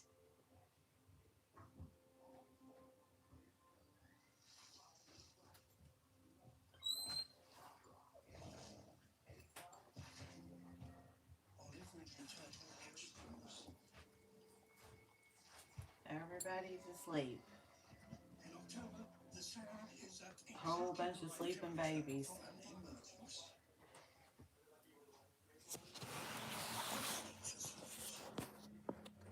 Too many sleeping babies. You can't even see them. Any movement might attract attention. I'm gonna pick it up in case Alicia's on here. See?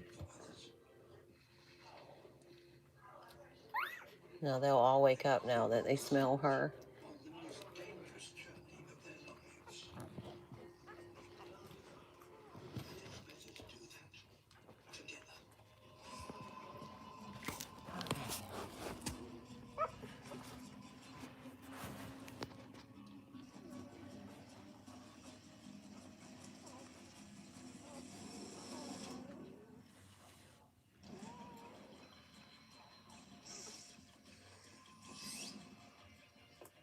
For the hunters,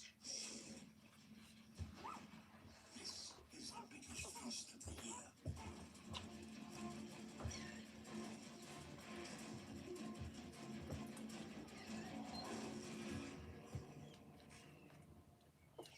They take half of the emerging hatchlings on the beach. But the little turtles keep arriving in such numbers that the predators simply can't keep up. And that is their only chance of reaching the water.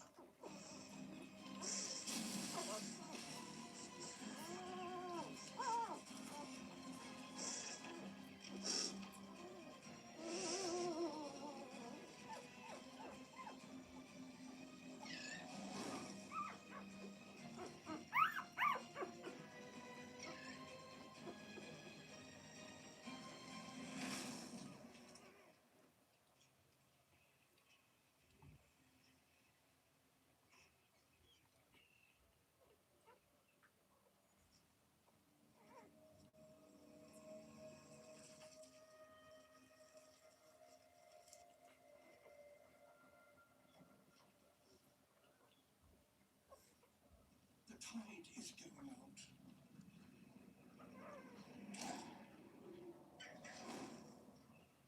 Things are getting even more dangerous for the little turtles. Their only chance is to follow the others.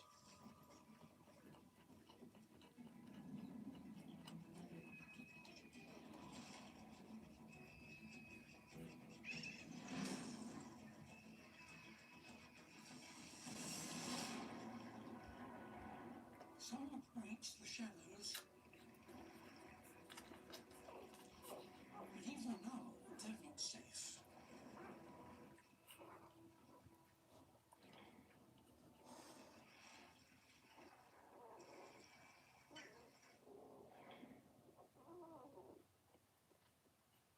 Those that survive will swim harder in the next 24 hours than they will ever do again. As they travel, they are imprinted by the Earth's magnetic field. A mental marker that will guide them back when it's their time to breed.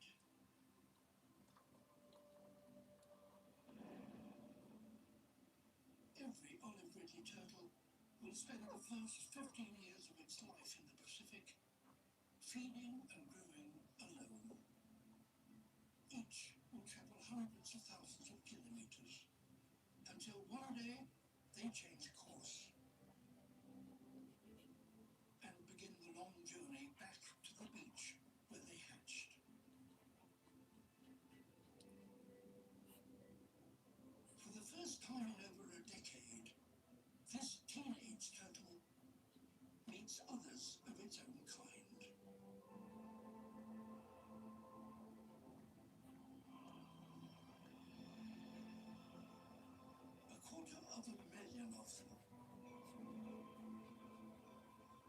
greatest gathering of turtles on Earth.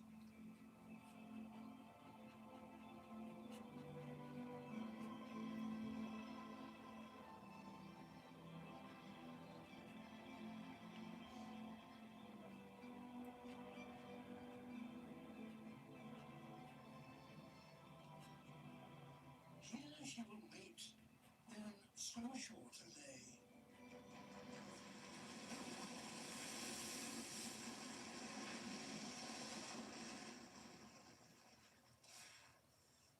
She is no longer a tiny hatchling, but the shadows are still just as daunting.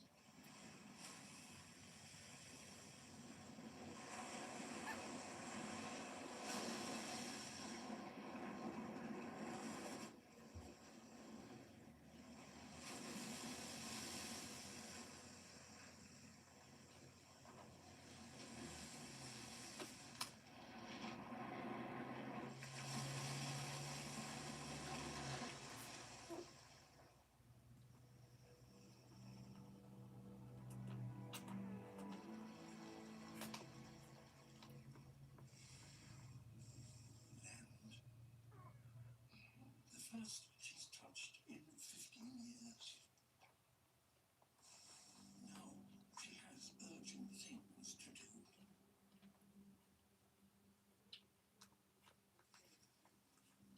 Her eggs are ready to be laid, and she must dig a nest for them.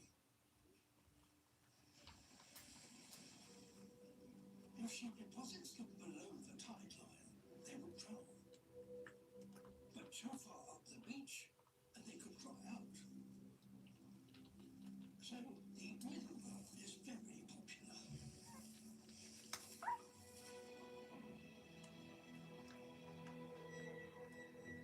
As thousands more adults arrive, as many as 80% of the eggs laid here are accidentally destroyed by other nesting females.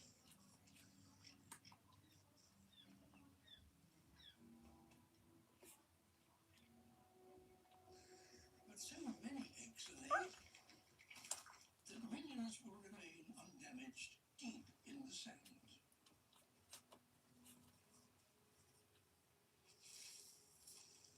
She lays 100 or so, and with that, her work is done.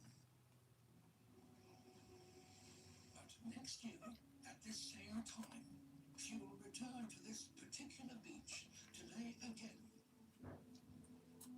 And will keep doing that for the rest of her life.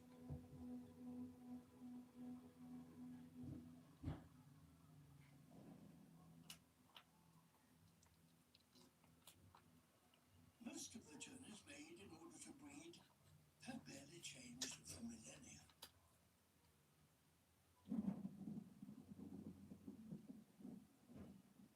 In the remote part of the Atlantic, east of South America, lie the Falkland Islands.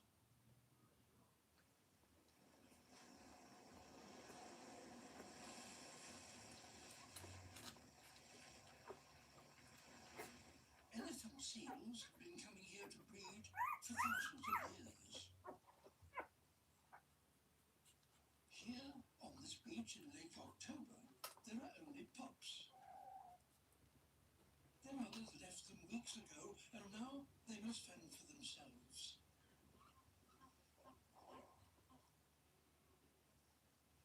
In a few days, they too will leave and begin their lives as ocean wanderers in the deep sea.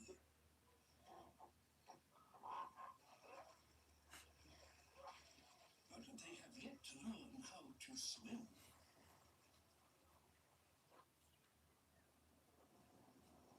This sheltered beachside pool would seem a good place to do that.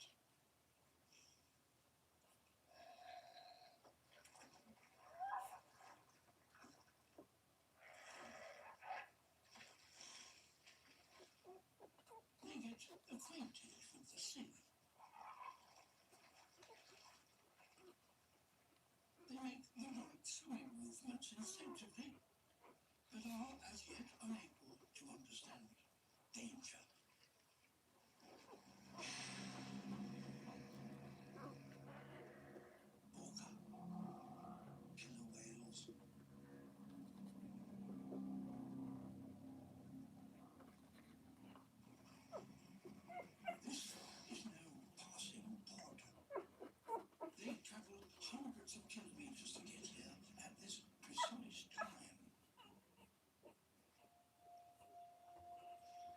years ago, the lead female discovered when the pups go to their play pool.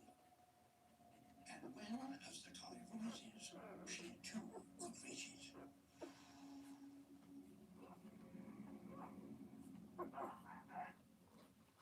Until then, she was great. If she mistimes her attack, she will get stranded on the rocks.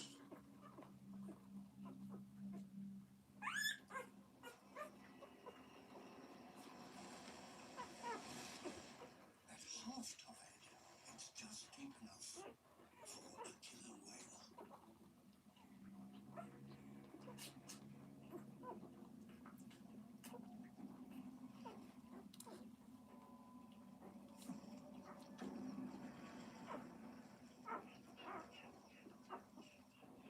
The pups don't recognize the threat, even when it's staring them in the face.